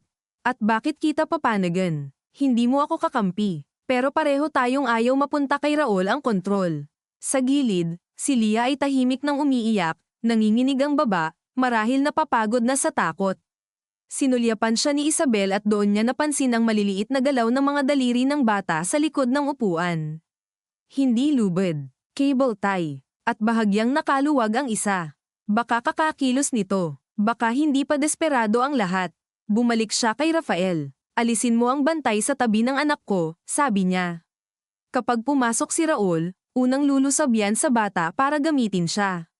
Tumingin si Rafael sa tauhan, saka muli kay Isabel. Hindi ko siya tauhan, malamig nitong sabi. Mas dahilan para ilayo mo siya. Sa labas, papalapit ang yabag. Hindi na sila makapaghihintay ng matagal. Napansin ni Isabel na sa likod ng filing cabinet sa kanan ay may makitid na pasilyong maaaring iyon ang tinukoy ni Selena na back exit mula stockroom. Malayo iyon kay Leah, pero pwedeng maging ruta ni Tomas kung makakapasok ito sa tamang sandali. Sa mismong sandaling iyon, may mahinang katok sa bukas na pinto. Isang beses lang, bastos sa sobrang kampante. Pagkatapos ay bumulaga ang boses ng lalaking hindi nila nakikita ngunit tila matagal nang nasa tainga ng marami sa kanila. Ang saya naman, sabi nito mula sa labas. Kompleto na pala halos ang reunion. Pumasok si Raul manapat na parang bisitang nahuli sa ulan, hindi mastermind ng gabing ito. Nakamaong siya, dark jacket, walang kurbata, walang anumang magarbong palatandaan ng kapangyarihan. Ngunit ang mga lalaking tulad niya ay hindi kailanman nangangailangan ng simbolo dahil ang tunay nilang lakas ay nasa kakayahang gawing disposable ang ibang tao. Sa isang tingin pa lang ay naintindihan ni Isabel kung bakit maraming sumunod dito. Hindi ito sumisigaw. Hindi ito mukhang maruming kriminal. Mukha lang itong lalaking kayang makipagkamay sa mayor sa umaga at magpagiba ng bahay sa hapon nang hindi nadudumihan ang kuko. Sumulyap ito kay Leah. Saka sa pahina, saka kay Veronica. Pinakahuli kay Rafael. Buti naman, iho, sabi niya, parang may tunay pang lamang. Hindi ka na rin pala marunong sumunod sa usapan. Walang kibo si Rafael. Anong usapan? Tanong ni Isabel. Lumingon sa kanya si Raul at bahagyang ngumiti. Ikaw pala si Isabel. Mas matapang kang araw kaysa sa inaakala ng marami. Sayang lang, mali ang lalaking pinakasalan mo. Nasaan si Noel? Diretso niyang tanong. Hindi nawala ang ngiti ni Raul, ngunit nag-iba ang mata. Lahat kayo iyon agad ang tanong kapag may nawawala. Parang ang babait niyo bigla. Nasaan siya? Ulit niya. Depende. Gusto mo bang mahanap siya ng buhay o gusto mo lang ng pangalan para may maiduro kayo sa hearing? Umigting ang lahat ng kalamnan ni Isabel. Alam niyang nilalaro siya nito, pinapainit, pinapadulas ang emosyon para mawalan siya ng timing. Kaya hindi siya sumagot agad. Sa halip, dahan-dahan niyang inilapag ang envelope sa mesa sa gitna. Narito ang pahina, sabi niya. At narito si Veronica. Pero una, ang anak ko. Magaling, sabi ni Raul. Natututo ka ng exchange. Hindi ako nakikipagnegosasyon sa iyo. Ibinabalik ko lang sa tamang pagkakasunod ang mga bagay. Natawa ito ng marahan, saka humakbang paloob. Ang problema sa mga taong lamaking may apelyido, akala nila pwedeng tamang pagkakasunod ang mundo. Sa gilid ng paningin ni Isabel, nakita niyang bahagyang gumalaw si Tomas sa anino sa likod. Hindi pa ito ang sandali. Kailangan pang lumapit si Raul. Kailangan pang maputol ang atensyon. Kailangan pang may bumigay. Raul, sabat ni Veronica, At ngayong nagsalita siya ay halatang pinipilit niyang buhayin ang dating pamilyar na leverage sa boses niya. Hindi pa huli ang lahat. Pwede tayong mag-usap. Tumingin sa kanya ang lalaki at ngumiti ng mas malapad. Iyan ang problema sa iyo, Veronica. Akala mo dahil marunong kang magtago ng dokumento, alam mo na rin kung kailan tapos na ang laro. Huminto ito sa tapat ng lamesa. Sa sandaling iyon, ang layo niya kay Isabel ay kaya nang abutin sa 3 mabilis na hakbang. Ang layo niya kay Leah ay 2. Ang layo niya sa tauhan niyang may kutsilyo ay 1 lang. At sa isip ni Isabel, lahat ng distansyang iyon ay nagsimulang maging mapa ng isang bagay na hindi pa niya alam kung tagumpay o bagong sakuna. Huminga si Isabel ng marahan, 1, 2, 3, na para bang kayang pigilan ng wastong paghinga ang panginginig ng buong mundo, at sa 2 segundo ay nakita niyang muling kumilos ang mga daliri ni Leah sa likod ng upuan, bahagyang umiikot ang pulso, sumasayad sa plastik na tali, pilit naghahanap ng puwang, at doon niya naunawaan na hindi niya kailangang iligtas ang anak niya ng mag-isa dahil ang batang iyon, sa kabila ng takot at luha, ay anak pa rin niya marunong kumapit, marunong maghintay, marunong magbasa ng mukha. Raul, sabi niya, pinipilit gawing pantay ang boses habang sinasadyang ilipat ng kaunti ang envelope sa mesa, sapat para sundan iyon ng tingin ng lalaki, matagal mo na kaming ginagamit. Si Papa sa permits, si Marco sa site, si Veronica sa paghahanap ng pahina. At ngayon pati si Rafael. Ang tanong, ano ba talaga ang gusto mo? Hindi lang iyan. Tinapak niya ang envelope. Hindi lang ang pahina. Ngumiti si Raul, maliit, halos mapagbigay. Mas gusto kita kapag hindi ka umiiyak. Mas gusto kita kapag hindi ka nagsasalita. Singit ni Veronica, ngunit halatang hindi na niya hawak ang dating talas.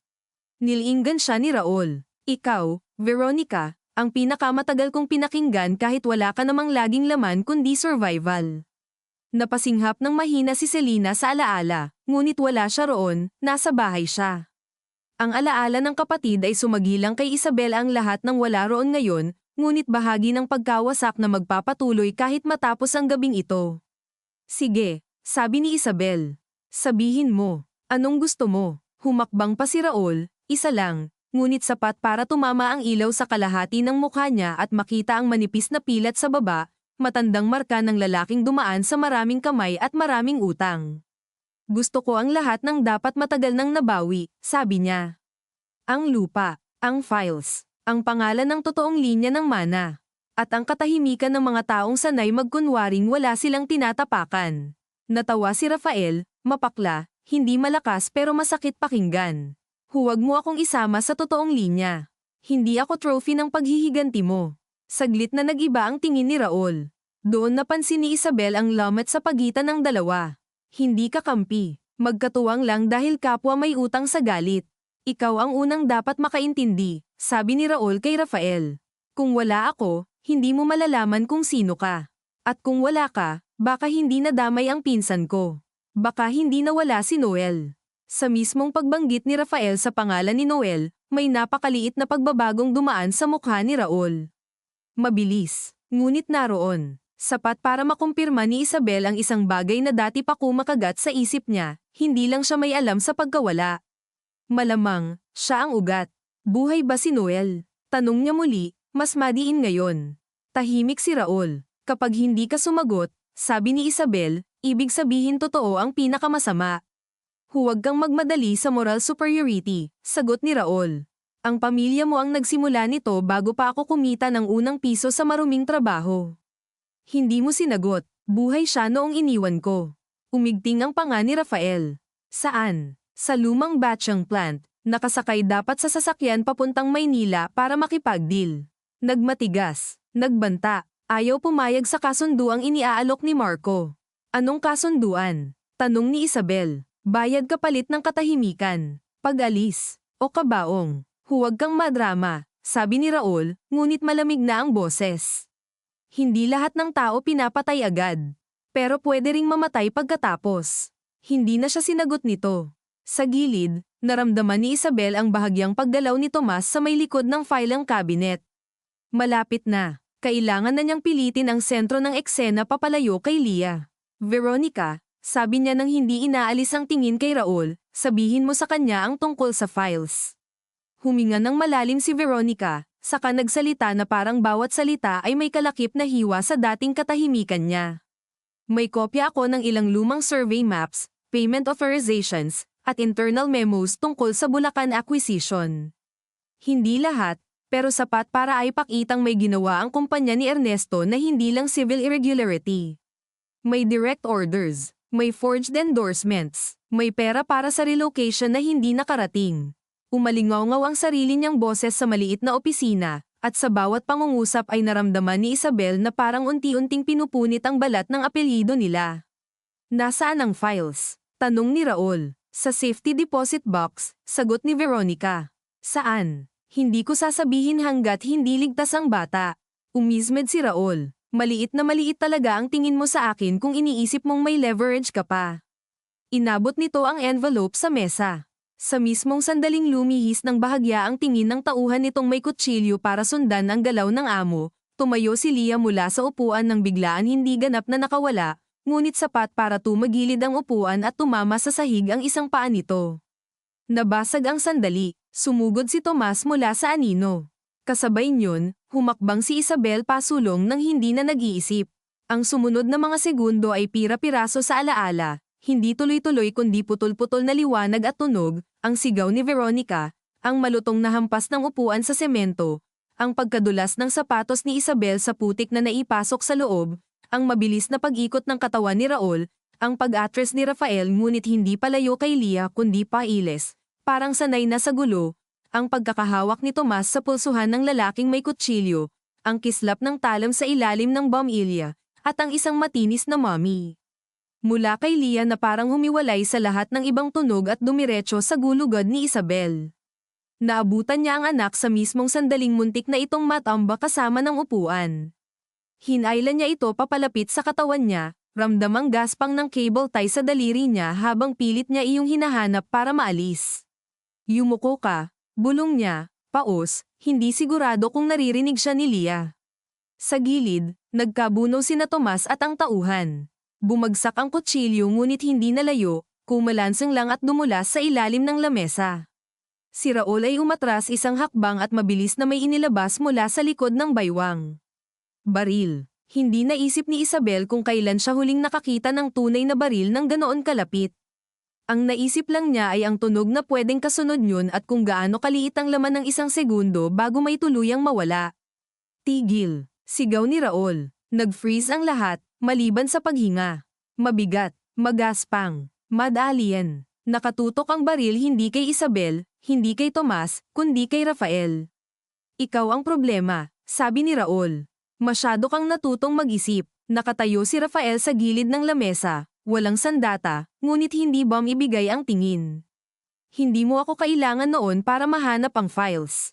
Kailangan mo ako para maging mukha ng grievance. Para may lehitimong tagapagmana kang may lalabas habang ikaw ang tunay na hahawak sa lupa. At masama roon dahil hindi mo ipinaglalaban ang nanay ko. Ginagamit mo siya. Ang bawat salita ay parang panibagong hiwa sa loob ng lumang kasaysayan. Napatingin si Isabel kay Veronica. Mapatla ito, ngunit ang mga mata ay biglang nakatutok sa baril, hindi sa sarili kundi kay Leah. Sa kabila ng lahat, may bahagi pa rin pala rito na nakakakilala sa hangganang hindi dapat tawirin. Raul, sabi ni Veronica, dahan-dahan, ibigay mo ang baril. Hindi mo na ito maayos sa ganyan.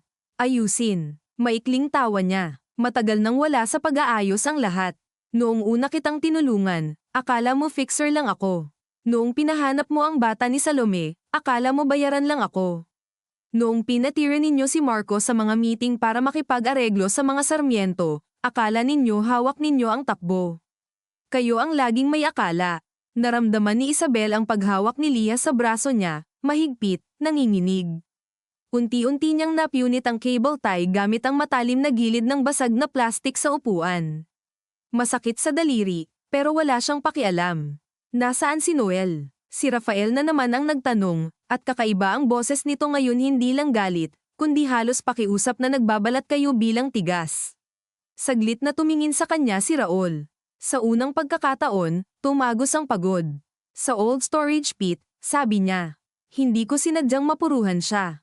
Nagtulakan kami. Tumama ang ulo sa semento. Parang sabay-sabay na huminto ang hangin sa silid.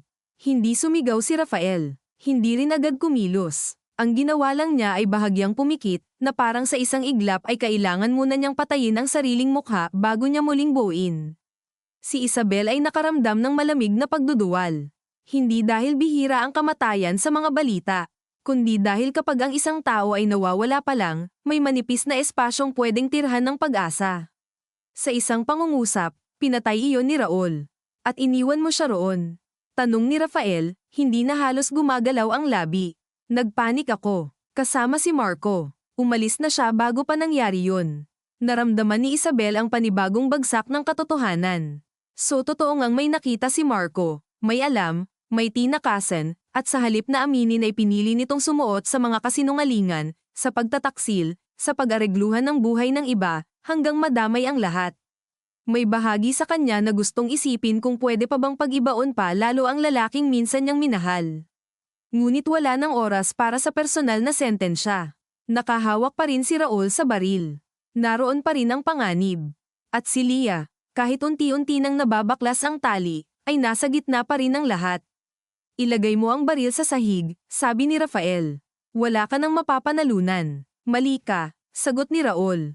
Kapag nakuha ko ang files at ang pahina, may paraan pa. Para saan? Para ay blackmail ang pamilyang ito habang nakatayo sa bangkay ng pinsan ko. Ang mga salitang iyon ang tila tuluyang nagtabas sa huling hibla ng disiplina sa loob ni Rafael. Hindi siya sumugod agad. Mas masahol. Dahan-dahan siyang humakbang pasulong. 1, 2, lahat ng ipinakita mo sa akin tungkol sa ina ko, sabi niya, lahat ng galit na tinuro mo sa akin, akala ko para may saysay ang pagkawala niya. Para may dahilan kung bakit wala kaming pangalan, wala kaming lupa, wala kaming katarungan. Pero sa dulo, isa ka lang ding gutom. Lahat gutom, sanggal ni Raul. Ikaw rin. Oo, sagot ni Rafael. Pero hindi na sa paraang gusto mo. At sa sandaling iyon, bigla niyang itinulak ang lamesa pasulong. Hindi mabigat, ngunit sapat para tumama sa hita ni Raul at pumihit ang tutok ng baril palayo. Kasabay nito, sumugod si Tomas mula sa gilid. Umalingaw-ngaw ang putok, isang beses, mabilis, nakakabingi sa saradong silid. Napasigaw si Leah, napayuko si Isabel, automatikong kinubkob ang anak sa katawan niya. Nang maglakas loob siyang tumingin, nakita niyang bumagsak si Veronica sa tabi ng filing cabinet, nakahawak sa balikat, sumisirit ang dugo sa pagitan ng mga daliri niya. Hindi siya sa dibdib tinamaan. Balikat, pero sapat para magpuno ng amoy bakal ang hangin. Napahinto ang lahat sa isang kakilakilabot na pagitan ng aksyon at resulta. Sumunod ang pagkabagsak ni Raul sa sahig matapos mabangga ng buong bigat ni Tomas. Kumalabog ang baril at dumulas sa malayo. Si Rafael ang unang sumipa rito palayo, saka napahawak sa lamesa, hingal na hingal, nanginginig ang dibdib hindi sa takot kundi sa puwersang pinigilan niya. Si Veronica, mapatla na, ay napapangiwi pero hindi sumisigaw. Nakakairita, sabi niya sa pagitan ng ngipin, at sa kabila ng dugo at sakit ay halos matawa si Isabel sa katigasan ng babae. Tila iyon na lang ang paraang alam nitong manatili. Lumapit agad si Isabel kay Leah at tuluyang naputol ang tali. Hinailan niya ang anak, niyakap ng mahigpit, at sa wakas ay doon lang siya tunay na nanginig. Hindi sa buong gabing may iskandalo, hindi sa buong biyahe, hindi sa baril. Dito, sa pagyakap sa batang mainit pa, umiiyak, buhay. Mommy, hikbi ni Leah, nakasubsob sa leeg niya. I'm sorry, Mommy. Napapikit si Isabel at doon bumigay ang ilang luha na buong gabing tinanggihan niya. Wala kang kasalanan, bulong niya. Wala. Sa sahig, pilit tumatayo si Raul ngunit muling idiniin ni Tomas. Tapos ka na, sabi nito, mababa, puno ng puot na hindi nito karaniwang ipinapakita. Dapat noon pa, humihingal si Raul, may putik at alikabok sa mukha, at sa unang pagkakataon ay hindi na siya mukhang taong kayang ayusin ang lahat sa isang tawag. Mukha na lang siyang lalaking nasobrahan sa paniniwalang kaya niyang sakyan ang lahat ng kasalanan ng iba nang hindi siya lunurin. Huwag niyo akong ibigay ng ganito, sabi niya, tumitingin kung kani-kanino, naghahanap ng natitirang deal. Lahat kayo madadawit, madadami na rin naman, sagot ni Isabel, hawak pa rin si Leah. Ang kaibahan lang, ngayon hindi na ikaw ang magpapasya kung sino ang una. Sa sumunod na ilang minuto, mabilis ngunit magulo ang lahat. Tinawagan ni Tomas si Oscar, saka ang ambulansya at pulis kahit malinaw sa note na bawal. Wala nang pakialam si Isabel sa mga kondisyon ng taong bumaigo na sa lahat. Pinaupo niya si Leah sa sulok, binalot ng sariling blazer, paulit-ulit na hinahaplos ang buhok habang si Rafael ay tahimik na nakatayo malapit sa pinto, parang hindi alam kung aalis ba siya o mananatili hanggang tuluyang lumubog ang gabing matagal niyang inasam na dumating. Si Veronica, sa kabila ng sugat, ay hindi hinayaang mawalan ng malay ang sarili. Cellphone ko, sabi niya kay Isabel, paos. Sa bag, kinuha ni Isabel. May access code, 0321. Binuksan niya. May contact na Vault Manager. Tawagan mo. Sabihin mong i-freeze ang box. Walang gagalaw hanggat wala ako. Nilinggan siya ni Isabel. Pagkakatiwalaan kita. Napangiwi si Veronica sa sakit, saka tumawa ng maiksi at mapakla. Ngayong gabi, huwag. Pero gawin mo pa rin. Kung mawala ang files, mauulit lang ito sa ibang anyo. Tinawagan niya ang number. Ginawa ang utos. Sa bawat hakbang ay nararamdaman niyang ang mundo nilang Daisy umiikot sa mga utos ng ama niya ay lumilipat sa mas pangit na kaayusan, dokumento, testimonya, kaso, media, hearings, at mga batang kailangang mabuhay sa anino ng lahat ng iyon. Lumapit si Rafael kay Leah, ngunit hamarang agad si Isabel sa pagitan. Hindi siya umatras. Hindi ko siya sasaktan, sabi niya. Hindi na, sagot ni Isabel. Matagal silang nagkatitigan. Sa dulo, tumango si Rafael, maliit lang. Pasensya ka na. Hindi niya alam kung para saan ang paghingi ng tawad sa pagdadala sa kanila roon, sa hindi pagpigil sa kabuuan ng plano, sa pagiging anak ng parehong kasalanan na sumire sa kanila. Marahil sa lahat, may pulis na parating, sabi ni Tomas mula sa labas matapos ibalik ang tawag. At rescue team papunta sa lumang storage pit. Sa pagkarinig niyon, napaupo si Rafael sa gilid ng lamesa na parabang doon palang tuluyang pumasok sa katawan niya ang bigat ng pangalan ni Noel. Inabot niya ang mukha at pinisil ang mga mata, ngunit hindi siya umiyak. May mga lalaking hindi natutong umiyak dahil maaga silang tinuruan ng mundo na ang luha ay luho ng mga kinikilalang tao. Nakatingin si Isabel sa kanya at may kung anong kumalas sa loob niya, hindi simpatiya, hindi patawad, kundi ang mapait na pagkilalang ito rin ay produkto ng kasalanang hindi niya nilikha pero minana niya sa dugo. Maya-maya pa, dumating ang pulis. Dumating ang mga ilaw na bughaw at pula sa labas, sumasayaw sa basang lupa at sa dingding ng luma at maruming opisina. Dumating ang mga tanong, pangalan, oras, sino ang bumaril, sino ang may hawak ng bata, sino si Rafael, sino si Raul, saan ang storage pit. Sa gitna ng lahat ng iyon, si Isabel ay hindi na sumigaw, hindi na nagmakaawa, hindi na nagtago. Inisa-isa niya ang alam niya. Ang recording, ang trust amendment, ang pagkawala ni Noel, ang papel, ang pagdukot kay Leah, ang pagkakasangkot ni Marco, ang mga lumang kasalanan ng lupain. Bawat pangungusap ay parang pagbunot ng sinulid mula sa mamahaling kasuotang-suot ng pamilyang Valmoria sa loob ng maraming taon. Sa dulo, wala nang natirang matinong tahi. Bandang bukang liwayway, nang may pasok si Veronica sa ambulansya para sa sugat sa balikat, isang maikling sandali lamang ang naganap kung saan nagtagpo ang mga mata nila ni Isabel. Hindi sila nagyakapan, hindi sila nagpatawaran, hindi rin sila nagbanta. Kapag inilabas mo ang files, sabi ni Veronica, mapat lang ngunit buo pa rin ang tono, hindi ka na makakabalik sa dating buhay. Tiningnan siya ni Isabel, hawak ang kamay ni Leah. Wala nang dating buhay, sagot niya. At iyon ang pinakamalinaw na totoo sa gabing iyon.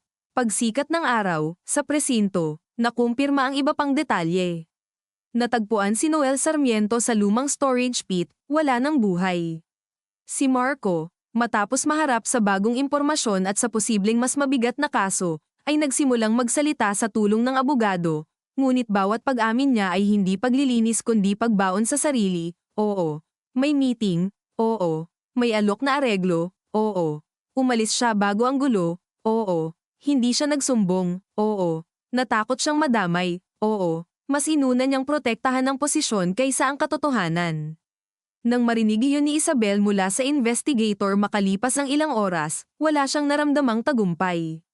Ang pakiramdam niya ay parang may matagal ng bahay na pinabayaang mabulok at ngayon ay tuluyan nang ang gumuho, Pero sa halip na makalabas siya mula sa guho, nasa ilalim pa rin siya, buhay ngunit alikabok ang baga. Makalipas ang ilang linggo, nagsunod-sunod ang mga pangyayaring wala nang makakapigil.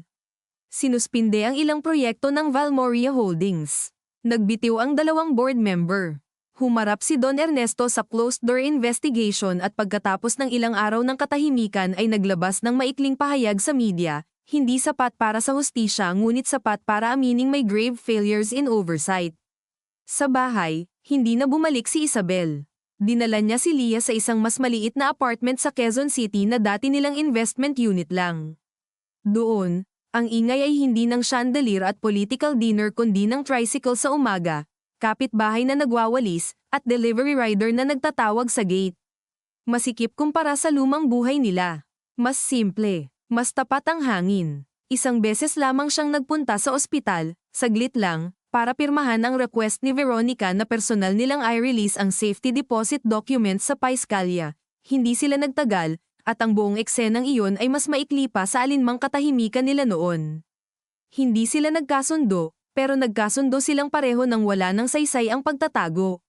Si Rafael ay kusang sumuko, ngunit hindi bilang salarin sa pagpatay kay Noel, bilang testigo at kasabwat sa ilang hakbang bago ang gabing iyon, handang magsalita kapalit ng buong paglalantad sa network ni Raul at sa mga kasalanan ng lumang acquisition. Nang minsang magkita sila ni Isabel sa hallway ng prosecutor's office, pareho silang tumigil ngunit hindi lumapit. Hindi kita mapapatawad sa nangyari kay Leah, sabi niya. Tumango ito. Hindi ko rin hinihingi, pero ilalabas ko pa rin ang pangalan mo sa tamang lugar. Iyon lang naman ang unang beses na mangyayari. Sa huli, ang pinakamahirap ay hindi ang mga hearing, hindi ang mga reporter, hindi ang pagharap sa abogado ng dating asawa. Ang pinakamahirap ay ang mga tahimik na gabi kung saan si Leah ay nagigising at nagtatanong, "Mommy, masama ba si Daddy?" At kailangan niyang pumili ng salitang hindi kasinungalingan ngunit hindi rin lason sa batang ayaw niyang lumaki sa purong puot. May masasama siyang pinili, ang lagi niyang sagot. At may mga tao na kailangang managot sa mga pinili nila. Hindi nito tinatanong kung mahal pa ba niya si Marco. Hindi na kailangan. Sa korte, sa boardroom, sa balita, sa paglipat ng mga gamit sa maliit na apartment, unti-unting naluso ang tanong na iyon at napalitan ng mas mapait at mas praktikal na tanong, ano ang natitira kapag tinanggal ang pagtataksil, ang yaman, ang apelyido, at ang ilusyon? Ang sagot ay hindi marangal. Hindi rin buo, ngunit iyon ang natira, siya at ang anak niya, 12 kahon ng gamit, mga dokumentong may amoy lumang kasalanan, at isang desisyong hindi na mababawi na kahit mabasag ang pangalan nila, hindi na niya ito didikitan ng bagong pandikit. Isang hapon, makalipas ang halos 2 buwan, umupo si Isabel sa maliit na mesa sa apartment habang sa kusina ay gumagawa ng Milo si Leah. Sa harap niya ay isang sobro mula sa abogado. Final draft ng civil action. Kalakip ang amended recognition documents para sa estate complications, kasama ang pangalang Rafael S. Valmoria bilang isa sa mga legal realities na hindi na maaaring burahin sa susunod na bersyon ng kasaysayan. Hindi niya agad pinirmahan. Hinawakan niya muna ang papel, pinakiramdaman ng gaspang nito, gaya ng paghawak niya noon sa punit na pahina sa opisina ng ama niya. Ngunit iba na ang pakiramdam ngayon. Noon, galit ang nangingibabaw. Ngayon, may galit pa rin, pero may kasama ng malinaw na pagod at isang uri ng katahimikang hindi kapayapaan kundi pagtigil lang sa pagtakbo palayo sa totoo. "Mommy," tawag ni Leah mula sa kusina. Marshmallow pa. Napalingon siya. At sa simpleng tanong na iyon ay biglang naging malinaw sa kanya na wala nang magbabalik sa dati, at marahil iyon na ang tanging matitinong pundasyon para magsimula ulit. "Sige," sagot niya. "Lagyan mo rin ako." Pagbalik ng tingin niya sa papel, pumirma siya. Sa ibaba ng lagda niya, kumalat ang tinta, buo at hindi na mabubura. Sa malayo, sa kabilang bahagi ng lungsod, marahil ay may mga taong magtatangka pa ring iligtas ang mga natitirang mukha ng Valmoria. Marahil may mga hearing pang mabibitin, mga testigang uurong, mga artikulong lilihis. Marahil may bahaging hindi kailanman ganap na magkakaroon ng hustisya. Ngunit hindi na iyon ang sentro ng kamay niya habang nakapirma sa papel. Ang sentro ay ang pagpili na huwag nang maging kasabwat sa katahimikan. Nang ailapag niya ang ballpen, narinig niya ang pagbuhos ng mainit na tubig sa mug, ang kutserang umiikot sa baso, at ang mahinang pag-ugong ng hapon sa labas ng bintana. Karaniwang araw lang sana iyon. At marahil, sa lahat ng nawala, iyon ang pinakamalaking bagay na kailangang muling buuin, hindi ang pangalan, hindi ang mana, hindi ang kumpanya, kundi ang kakayahang mabuhay sa karaniwang araw nang hindi inuuna ang takot kaysa katotohanan. Sa labas, may batang tumatawa sa kalsada. Sa loob, inilapit sa kanya ni Leah ang mug, may masyadong maraming marshmallow, at napangiti si Isabel ng bahagya, hindi dahil maayos na ang lahat kundi dahil sa unang pagkakataon matapos ang napakahabang gabi ng pamilya niyang itinayo sa lihim, may isang bagay na hindi niya kailangang pagkasyahin sa kasinungalingan para manatiling buo. Wakas.